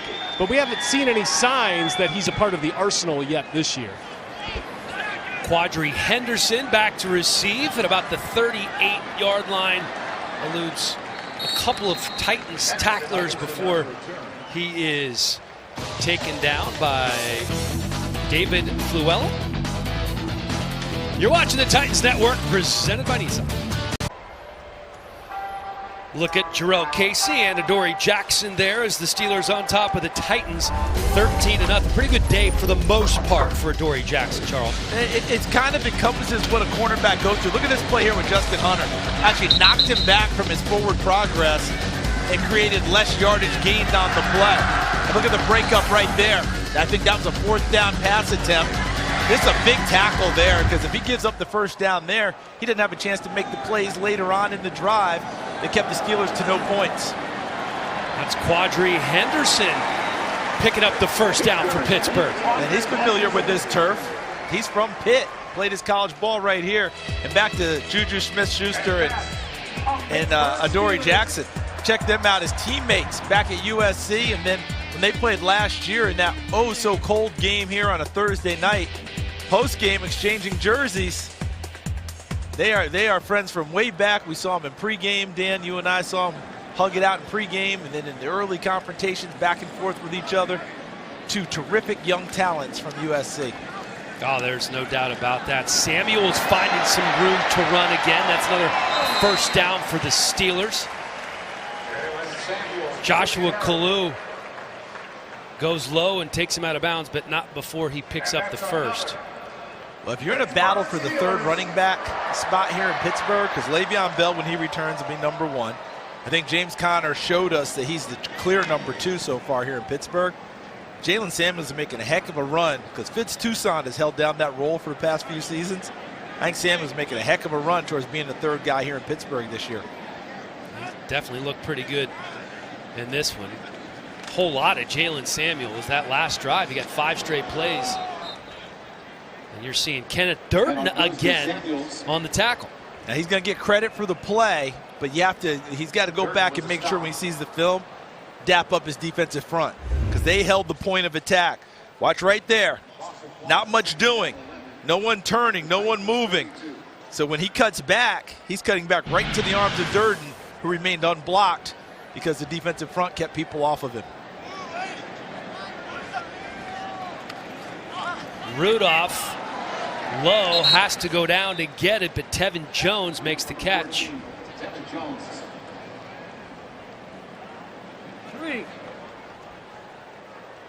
Tevin Jones in his 1st year out of Memphis. There's a look at the other quarterbacks. Big Ben Roethlisberger, Landry Jones, and of course Josh Dobbs waiting for his chance to get into the game. We talk about that crowded quarterback room here.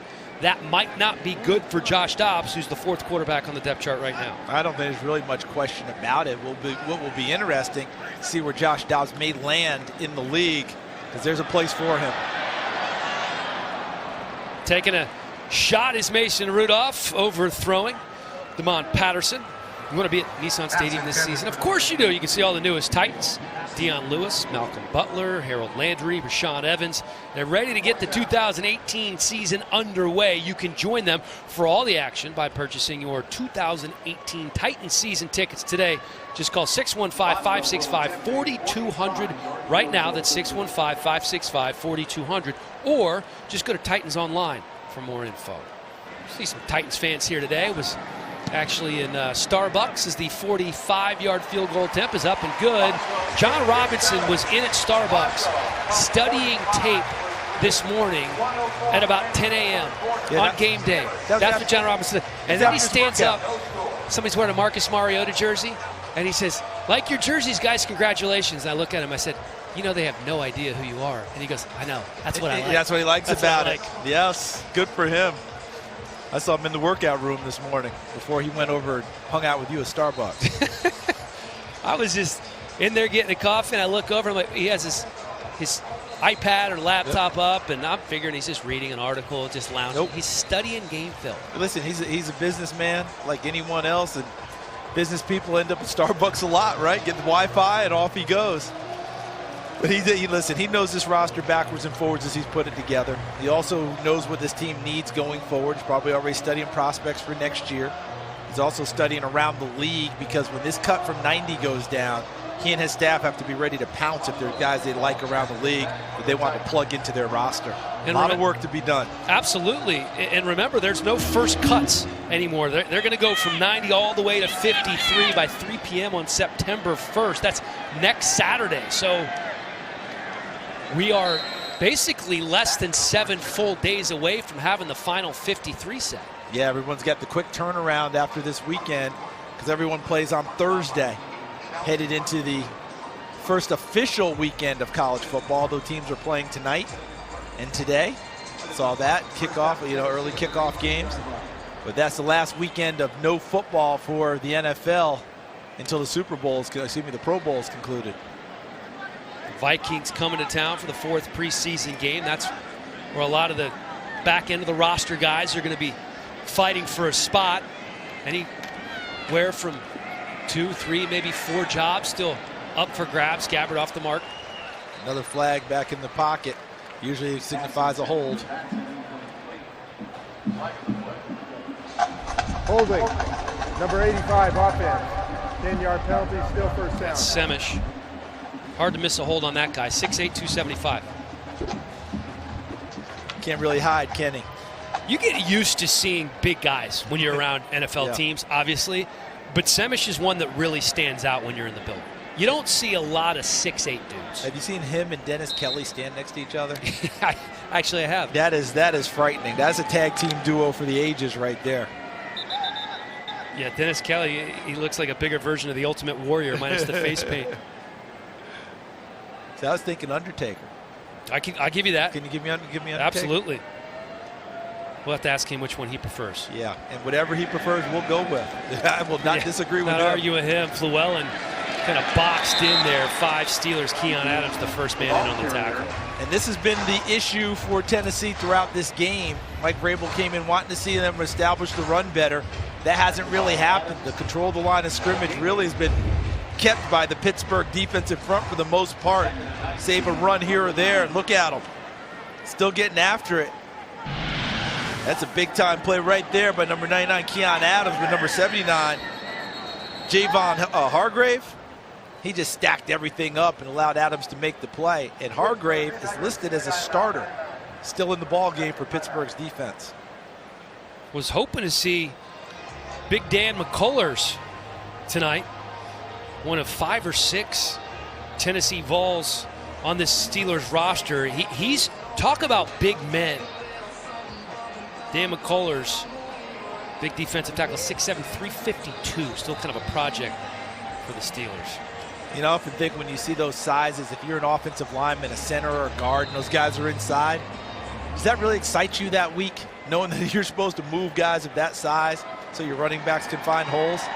That's what Tennessee's going to ask Ben Jones and Quentin Spain and Josh Klein to do throughout the year.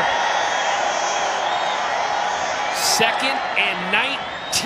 Pass is caught. That's Ferkser, the tight end out of Harvard, picks up the first down. Ferkser, a converted wide receiver, went to Harvard as a wide receiver, put on about 25 pounds in college. Very productive player. Look at this. They thought the ball was going to go over Ferkser's head. Did you see number 37 for Pittsburgh? Yep. He ended up playing the football. That's Jordan Dangerfield, and Ferkser went up and snatched it and turned it into a big play for Tennessee. First down, Ferkser. Say that 12 times fast. No. Welcome back to Pittsburgh. 16-0 Steelers on top of the Titans. Time to look at tonight's quarterback comparison, brought to you by Blue Cross and Blue Shield of Tennessee. Marcus Mariota, 5 of 8, 43 yards and a pick. Ben Roethlisberger, in his first action of the preseason, throws for 114 yards and a touchdown. But things could be changing for the Titans. They pick up their first down of the game since the first quarter after a 33-yard pickup from Ferkser, and that's Fluellen picking up another first down for the Titans. And continues to pick up momentum and steam towards locking down the third running back position for the Titans. David Fluellen in his second year out of Toledo, primarily a special teamer last year. Special teams, when the regular season rolls around, probably going to be his primary job once again, but that's what makes these position battles so interesting. Jobs are won and lost on special teams for those last few roster spots. If you can play special teams and be effective, you're probably going to make the team. But you know what else he's doing in this preseason is he's creating trust in the offensive staff and in the head coach. that if something goes haywire in a game, Derrick Henry goes down, Dion Lewis goes down, they can turn to him and still run their offense. He's proven it. The penalty there was Edmonds at the end of the play, the rookie out of Virginia Tech. Pass complete to Deontay Burnett. Not a whole lot going there on first down, but positive gain. Nat Burhay in on the tackle. Stop by Matt Burhay. Gain of 3, second down 7. Titans at the Steelers 27. Look at Burnett's numbers at USC, undrafted. Yeah, that was a surprise, wasn't it? Those kind of numbers, Pac-12 conference, a guy that we know that can run, but had a tough run up to the draft is Matakevich.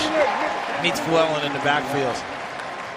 And that put some doubt in some people's minds, and he didn't get drafted. But watch this, Matakevich just shoots the gap, and he's right there. That's one of those plays as a linebacker that you dream about, those type of plays at night. You certainly do. And I'll guarantee you that when he watches the film and he's excited about the whole thing, you know what his linebackers coach is going to say? What's that? Jerry Olszewski, who played it in the NFL himself. Well, you were on block.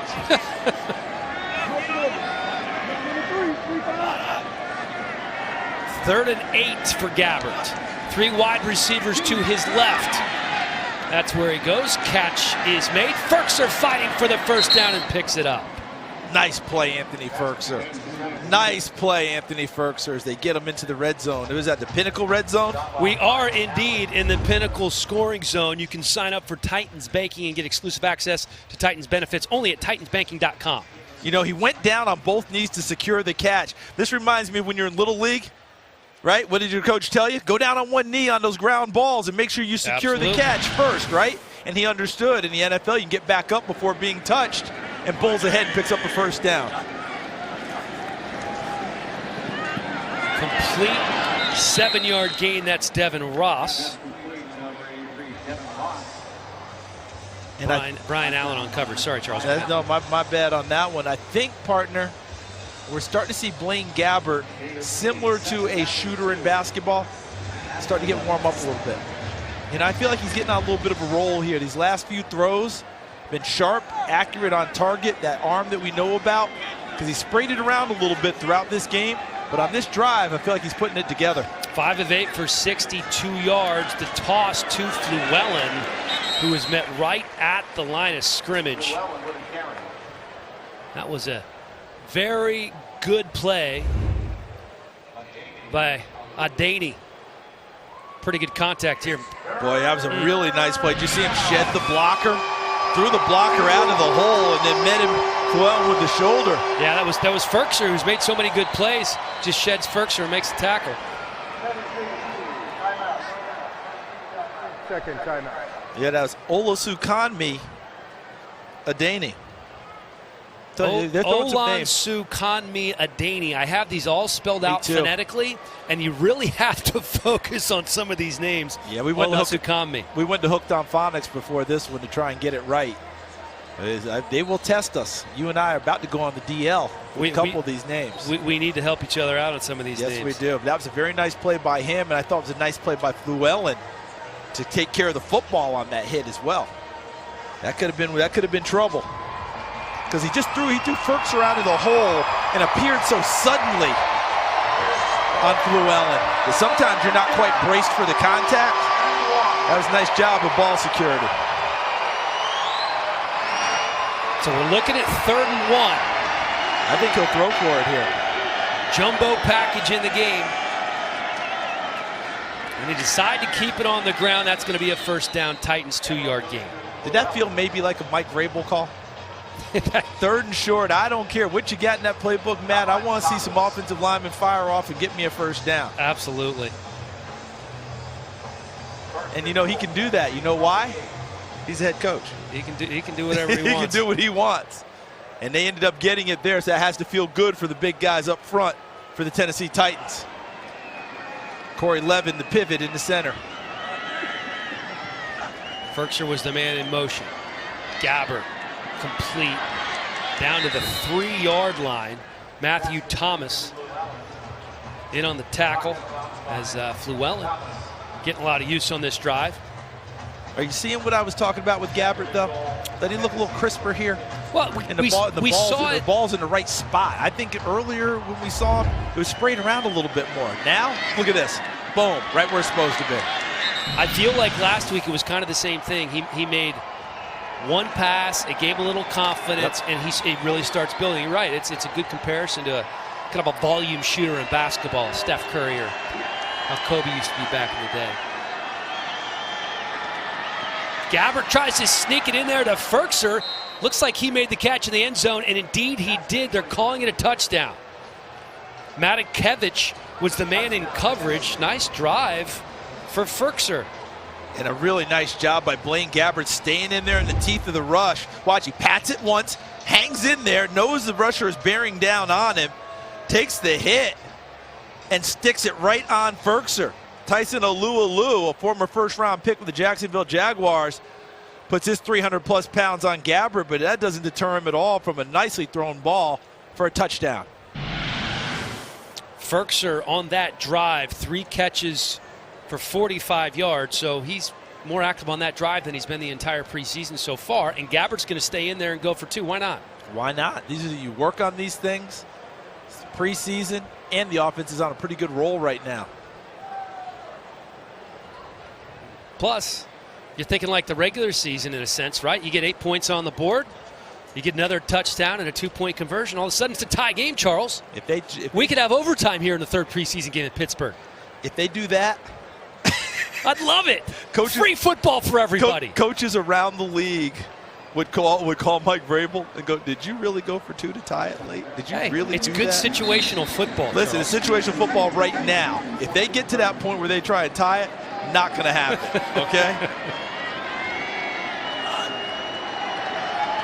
Fluellen in the backfield with Gabbert working out of the shotgun. Gabbert over the middle, off the hands of Darius Jennings. Would have been a tough catch, though, because Cody Sensabaugh, I thought, was riding Jennings pretty well and making a nice play on the football. Look at Sensabaugh riding right to the upfield shoulder. That had a chance to be caught. Would have been tougher to bring it all the way in. You're watching the Titans Network, presented by Nissan. So the Titans on the board in the 4th quarter, the first touchdown of the game for Tennessee, now 16-6. 11-play, 82-yard scoring drive. What a drive it was for Anthony Firkser, the tight end out of Harvard. Gets his first NFL touchdown. Firkser with more action here. 3 catches for 45 yards on that drive than he's had the entire preseason. He had that nice catch in the opener against Green Bay, and remember he tripped and fell when he probably should have had about 25 to 30 yards. So made up for it on that drive. Henderson going to take a knee here. That's another pretty crowded room, that tight end room. Boy, is it ever. Not enough chairs. I mean, you have Delaney Walker and you have Jonnu Smith as their locks. First couple of tight ends, and then if you go down the list, you would think that Stocker's probably the 3rd guy right now. You, of course, have Semish and Ethan Wolf's the rookie out of Tennessee, and Firkser. I think it's going to come down to a fight between Firkser and Semish for the 4th tight end. I think Stocker gives you a valuable piece when you want to run the football with more power. He can go back and be your lead fullback. He has more experience doing that than the other guys. Firkser's more of an H-back type. Jalen Samuels picks up about 2. He was finally taken down by Niles Morgan. Yeah, just signed this week. Out of Notre Dame, a rookie. He was undrafted, signed by Chicago, cut in the spring. I think he might have been waived injured. Now he ends up hooking on with Tennessee, trying to make the roster here. Signed just this past week. Niles Morgan had labrum surgery in January. Not ideal for somebody entering the draft as Mason Rudolph is taken down. A couple of guys in on the tackle. Matt Dickerson was one of them. Julius Wormsley there as well. Wormsley's a guy you just root for. 28 years old, and every game there's been a play or two where you're like, Yep. He has shot. He has flash. Corey Curtis, that defensive front. Julius Wormsley, Matt Dickerson have been, I think, acquitting themselves nicely. David King, where is he standing right now? Well, right now they need somebody because Carl Klug retired after the season. He and the Titans parted ways, so now he's coaching the defensive line over there at Page High School. But, Wormsley's a guy that Vrabel's been around before and he likes, and he's made some plays. They traded to bring King in here at the very end of last season, at the end of the last preseason, so they invested a little bit in him. But, I would say to this point he hasn't made the move to solidify a spot that he should own. So I think Wormsley's making a push, but we'll have to wait and see. And then we also have to consider this.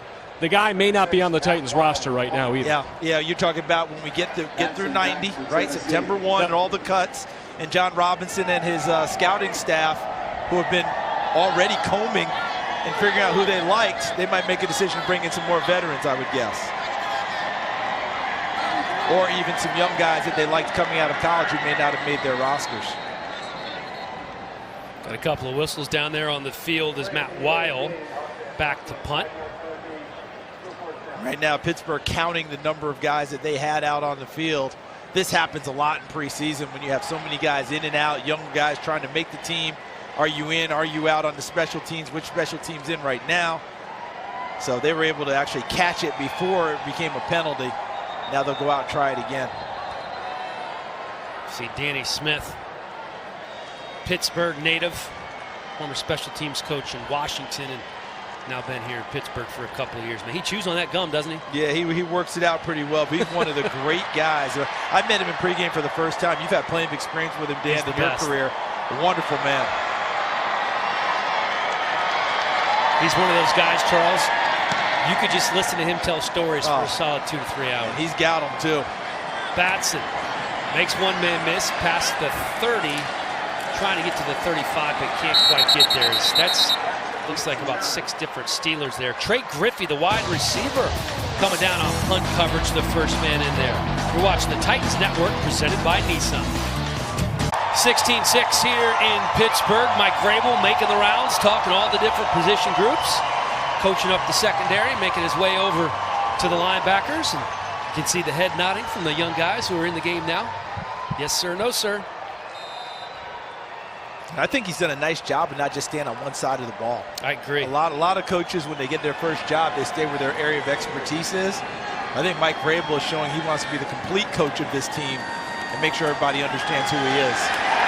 Pressure on Gabbert. That's Farrington Huguenin, first-year player out of Kentucky, on the sack. First down play action attempt. First down play action attempt, and once again, they just were coming from over here. Okay, they just bypass the idea that there's a run. And Huguenin gets there. When that receiver's not open right away, Huguenin jumps right on it and gets a big sack. Dalen Dawkins in the ballgame for the Titans, who are now facing 2nd and 21. Gabbert quickly over the middle. That again is complete to Ferkser. It's a nicely thrown ball and a nice route by Ferkser. Inside, number 86 in white, turns his head. Ball's put right in a good spot before the safety can get there and affect the play. And Ferkser gets back a huge chunk of what they lost and made it 3rd and more than manageable with a 3rd and 2.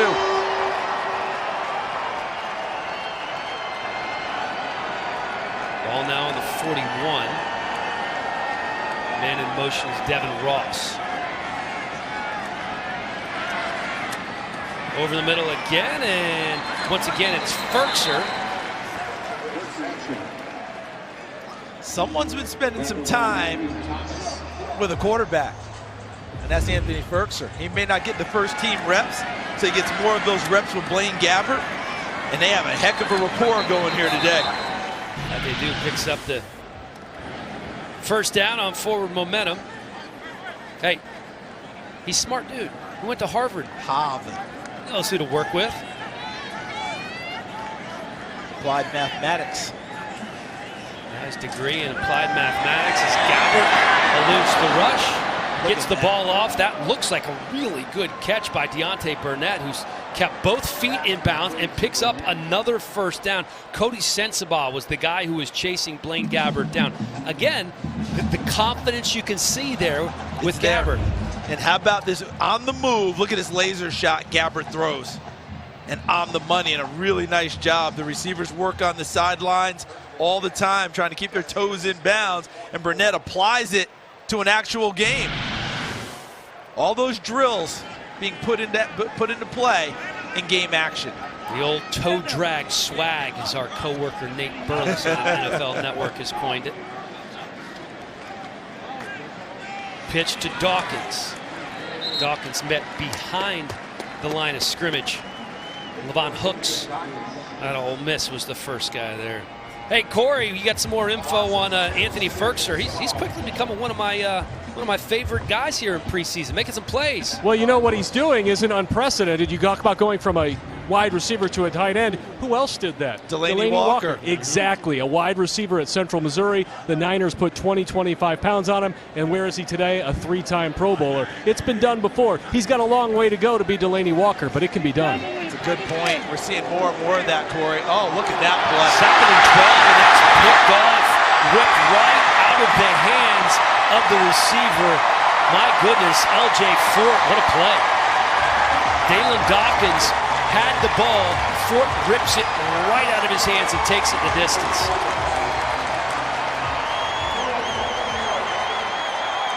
And this is the second time we've seen this.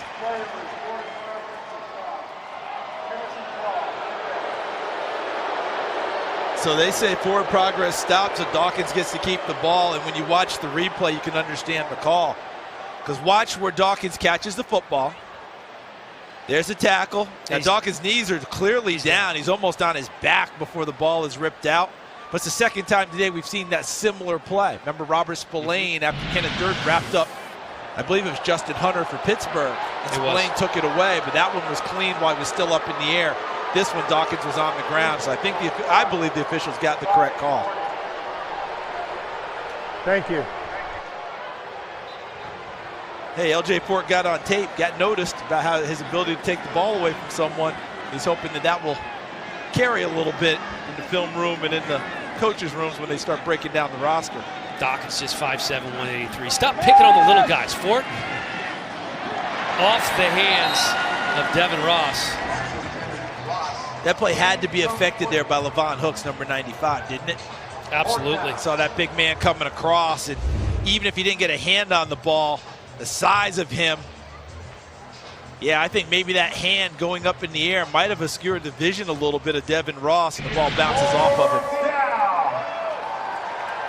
Again, going for it on 4th and 9. And why not? Preseason, let's do it. And the clock's ticking down on him, too. Trips right for Gabbert. Gabbert pressured, gets the ball away. Ferkser with a rare mistake, couldn't hold on to it. And it's L.J. Fort getting in the backfield, continuing to make plays for the Steelers defense. So the pressure from Fort helps force this play. Okay, so Gabbert really can't get everything on it that he wants to, and he's complaining because Fort was up high in the head area. See that? See where he hit him? Right in the face mask. Ordinarily, I would think that would draw a penalty flag. Surprised they didn't call that one. You are watching the Titans Network, presented by Nissan. Welcome back to Pittsburgh. Mason Rudolph still in at quarterback. 3rd-round draft pick out of Oklahoma State. Steelers on top of the Titans with 5:22 to go in the game. 16-6 the score. Jalen Samuels still in the backfield for the Steelers. Dances around and picks up 5 before he's taken down by Jeff Knox. Jeff Knox, one of the 3 linebackers that they signed, a 26-year-old out of California University of Pennsylvania. As we get a good look there at Josh Dobbs, has yet to see the field tonight, but he's one of 5 fellow VFLs, Vols for Life, CD. And out of that crew there, Sutton will definitely make the team. I think McCullers has a heck of a shot. Everyone else fighting hard for a roster spot. Very hard, and I think you made a very valid point earlier. Dobbs talent is so tempting, whether it's at quarterback or another position.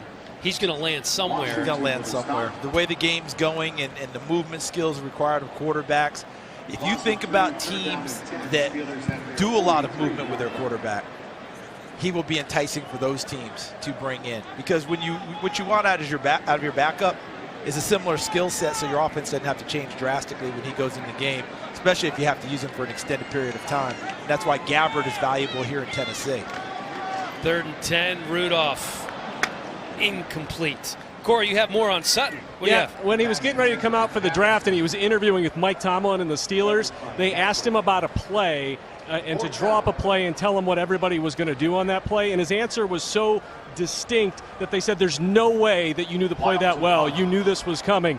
They said, we're going to pick another play. And they picked a play out of the bowl game against Nebraska randomly. He told them what all 11 guys on the defense did that very play. At that point, they walked out of the room and knew they had their guy. I could have told Coach Tomlin and crew that. You ask a Tennessee Volunteer, you're going to get a full answer. It's just how it works. I wish Tennessee had more players like that over the last decade. You know what I mean? Listen, what we want are players making those plays, whether they know what all 11 are doing or not. Make some of those winning plays, and hopefully that'll start soon. How about a play of the game, Charles? Brought to you by Nissan of Cool Springs. You talk about those interceptions. This was the first one where just ripped out of the hands by Robert Spillane. Yeah, well, great play, but it started with Kenneth Durden wrapping up Justin Hunter and keeping him upright long enough for Spillane to play through the arms of Hunter and seize the football from him. That's nice teamwork right there. That was good defense. Blaine Gabbert back in at quarterback for the Titans.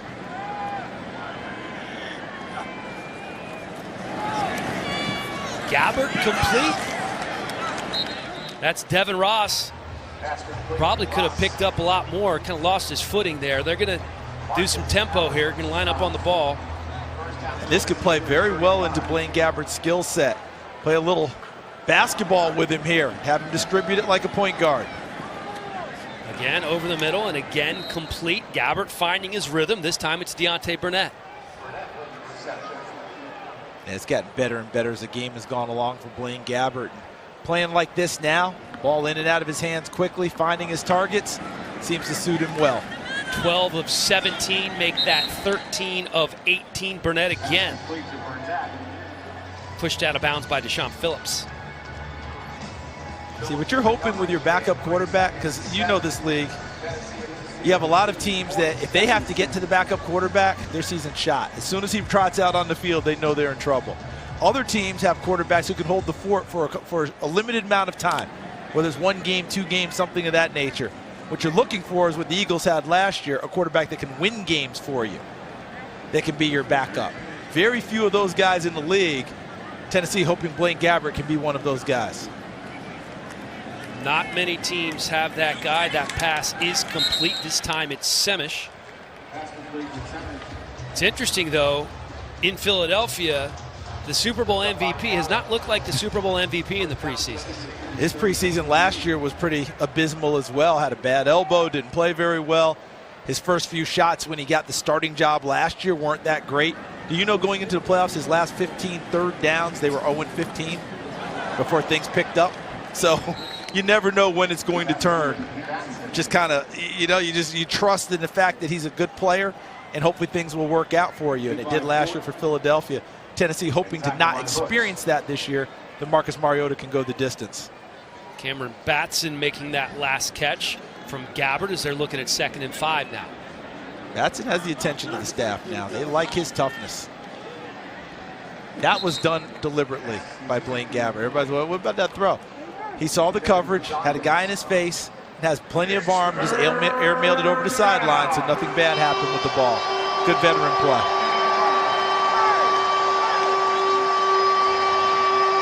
Gabbert really settled in nicely here with the Titans since coming over from Arizona. We talked last week just about how big he is. I don't know why that was such a surprise to me. There are a lot of big quarterbacks, but he's built like a fitter Roethlisberger or like a Cam Newton as he's being chased out of the pocket. Tries to fire to Brandon Shipp and nearly picked off. That was close. That was Nat Burhay again. A lot of pressure on him on that one. He escaped out of the pocket again. You remember that throw he made to Deontay Burnett not long ago on the sideline on a similar out of the pocket, unscheduled play? This one he threw too high and put it into jeopardy. Fortunate that Burhay didn't come up with it. One of the things that the coaching staff said they liked so much about Marcus that they didn't necessarily know before they got here was his ability to make those off-platform throws. That was a good example of an off-platform throw that didn't go well. Gabbert with time in the pocket, feeling the pressure again. He's running to his right. This time tries to find it on the sideline, and he does. Cameron Batson, flag on the play. Batson's going to find his way into the end zone as he puts his head down. Let's find out what the penalty is. This could be illegal touching because the hat is off on the sideline. So if he thinks he went out of bounds and then came back in and was the first guy to catch the ball on a reestablishment, that's going to be the penalty. Let's see if that's what the case is. See the hat thrown right there? Yep. That usually signals that that he was out of bounds, and he can't be the first to touch it when he comes in. Let's see. We have illegal touching, number 17. Offense player went out of bounds, came back in, and was first to touch the ball. By rule, that is a loss of down. Result of the play, Pittsburgh's ball, first down. Wow, that's a big penalty. There's a reason they pay you to do this job. That was pretty good, Chuck. I appreciate that. Thanks a lot. Every now and then we get one right, and unfortunately for Tennessee, that was one we couldn't afford to be right. Cameron Batson's done some very nice things in this preseason. They like his toughness. They like the ways they like him in the return game. He's a nifty little slot receiver out of Texas Tech, so you know he's seen a lot of balls in the air. Just lost track of where he was on the field on that play. Lost track of being on the boundary. So watch him and right freeze. So you saw it right there. Back here is where he stepped out, and the official detected that. And once he did that, once he stepped out right there, you see it? Once he stepped out there, now he's illegal. So when he comes back in, he cannot be the first to touch the ball when he reestablishes, and unfortunately that's what occurred. That's too bad because that was a heck of a catch. And that was really actually a nice job. Anthony Jeffries, the field judge on that side, made the call. He had to look the whole way and nailed it. Got a timeout call. Boris Cheek, excuse me. But that's one of those plays that you're just waiting, salivating, for in the preseason when you're a guy like Cameron Batson. Hey, Titans fans, still time to catch all of the NFL action at Nissan Stadium coming up this fall. And the regular season is so close. Yes. I can almost taste it. It's here. 615-565-4200. Call that number right now to ensure the best location for your Titans season tickets. You can also log on to TitansOnline.com. There'll be a lot of good football played at Nissan Stadium this year. I can guarantee you that. Yes, there will be. And unfortunately, Tennessee opens on the road, right, in Miami. That they do. But that is a game that I am going to eagerly look forward to. Rudolph, with time, decides to tuck it. Slides before Spillane comes diving in there. And we are now at the 2-minute warning. Still 16-6 Steelers on top of the Titans. You're watching the Titans Network, presented by Nissan. Titans preseason football has been brought to you by Nissan. Innovation that excites. Welcome back. 16-6 Steelers on top of the Titans. Time to take a look at the drive of the game. Brought to you by Candy's Campers. Blaine Gabbert making some things happen. He didn't complete his first 3 passes of the game. Then he completes 7 in a row. Getting some help from David Fluellen as well. And Anthony Ferkser, the tight end out of Harvard, a big part of this drive with 3 catches for 45 yards, including the touchdown. That is the drive of the game, brought to you by Candy's Campers. Mason Rudolph nearly picked off by Joshua Kalu.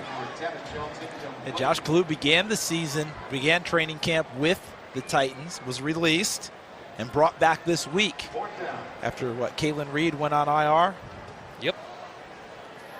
And they've had some tough luck in the secondary in terms of the guys dinged up. Yeah, Jonathan Cyprian on IR, Ty Smith, Kalen Reed both on IR, and in the linebacking core, Nate Palmer, a valuable backup and special teamer on IR as well. And Kalu played corner and safety at Nebraska. Deontay Burnett back deep to receive the Matt Weil punt.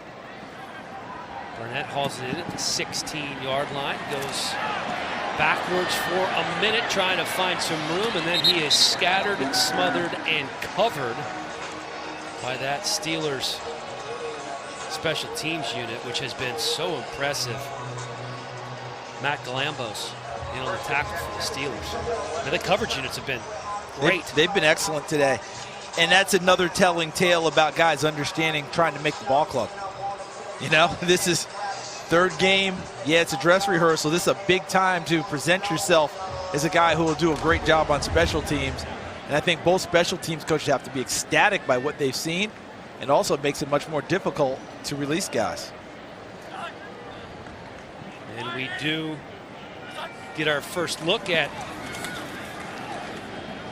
complete pass over the middle. Luke Falk in at quarterback, and that's Semish hauling it in as we are down to 90 seconds to go in the game. There's a look at Luke Falk's numbers at Washington State. 6th round draft pick this year. If they keep 2 quarterbacks, Falk would be a candidate for the practice squad. Of course, they could always keep 3 and decide to keep him on the active roster, but that's valuable. That's valuable real estate right there. Yeah, I think it's, to me, from where I'm sitting, it's highly doubtful that that happens. But I think that they've liked the way he's competed in camp. One of those guys that the arm strength isn't going to jump out at you during practice, but accuracy, though. Knows where to go with the ball. Pretty unruffled by pressure. Remember, a former walk-on before establishing all those records at Washington State. He is taken down by Levon Hooks.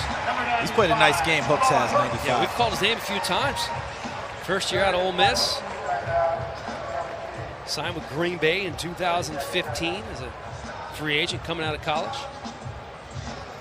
There's a big, around the league after this game going into that last one, there will be a big meeting between coaches, scouting department, GM to assess the roster and get a sense of what everyone thinks. And, similar to the draft, I think, scouts come in and they have the guys that they've championed that are on the roster, and they're going to champion them through. Coaches have a different viewpoint entirely because they're not as involved in drafting and bringing guys in. So for them, it's just simply, quote-unquote, production. And so sometimes you have to meet in the middle, or John Robinson as GM and Mike Vrabel as head coach. They'll make the final decisions. I think John Robinson makes the ultimate decision about the roster. Falk taken down hard. Big time hit for Olasun Kanmi.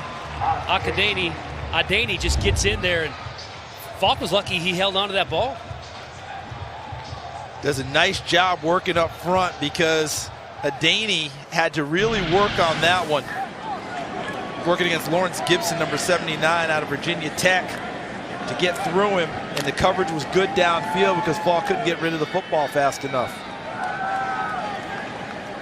So they're going to go for it on 4th down. Again, why not? 25 seconds left on the clock. Falk airs it out. Just kind of throwing it up there. That is picked off by Marcus Allen. No, not that Marcus Allen. This one is a rookie from Penn State. Yep. And I think that'll do it. Steelers offense going to come out and take a knee. Here's another look. They just called 4 verticals on this one. This is an all-go route. Everybody go downfield and see if we can throw a jump ball up there and see if we can get lucky enough to either draw a penalty or tip one around, or maybe someone come up with a big-time catch, and Marcus Allen comes away with a football, a little souvenir from his rookie season. Gets dapped up by Ryan Shazier. You can see in your picture there. Really, really great story that I heard since I've been here. Kevin Colbert kind of making sure Shazier shows up at the facility on a regular basis. Hey, where you been, man? You're supposed to watch film with me. Exactly. Want to make sure you keep him close, keep him part of the deal. Don't let the depression set in. So the Titans fall to the Steelers 16-6, the final. They drop to 0-3 in the preseason. That's going to wrap it up from here at Heinz Field 16-6, the final. Once again, you can join us for the final game of the preseason against the Vikings on Thursday. Coverage starts at 7 Central Time. For Charles Davis, Corey Curtis, and our outstanding production team, I am Dan Helly. Thank you so very much for watching Tennessee Titans football presented by Nissan. Thanks for joining us for Pittsburgh. See you next Thursday, folks.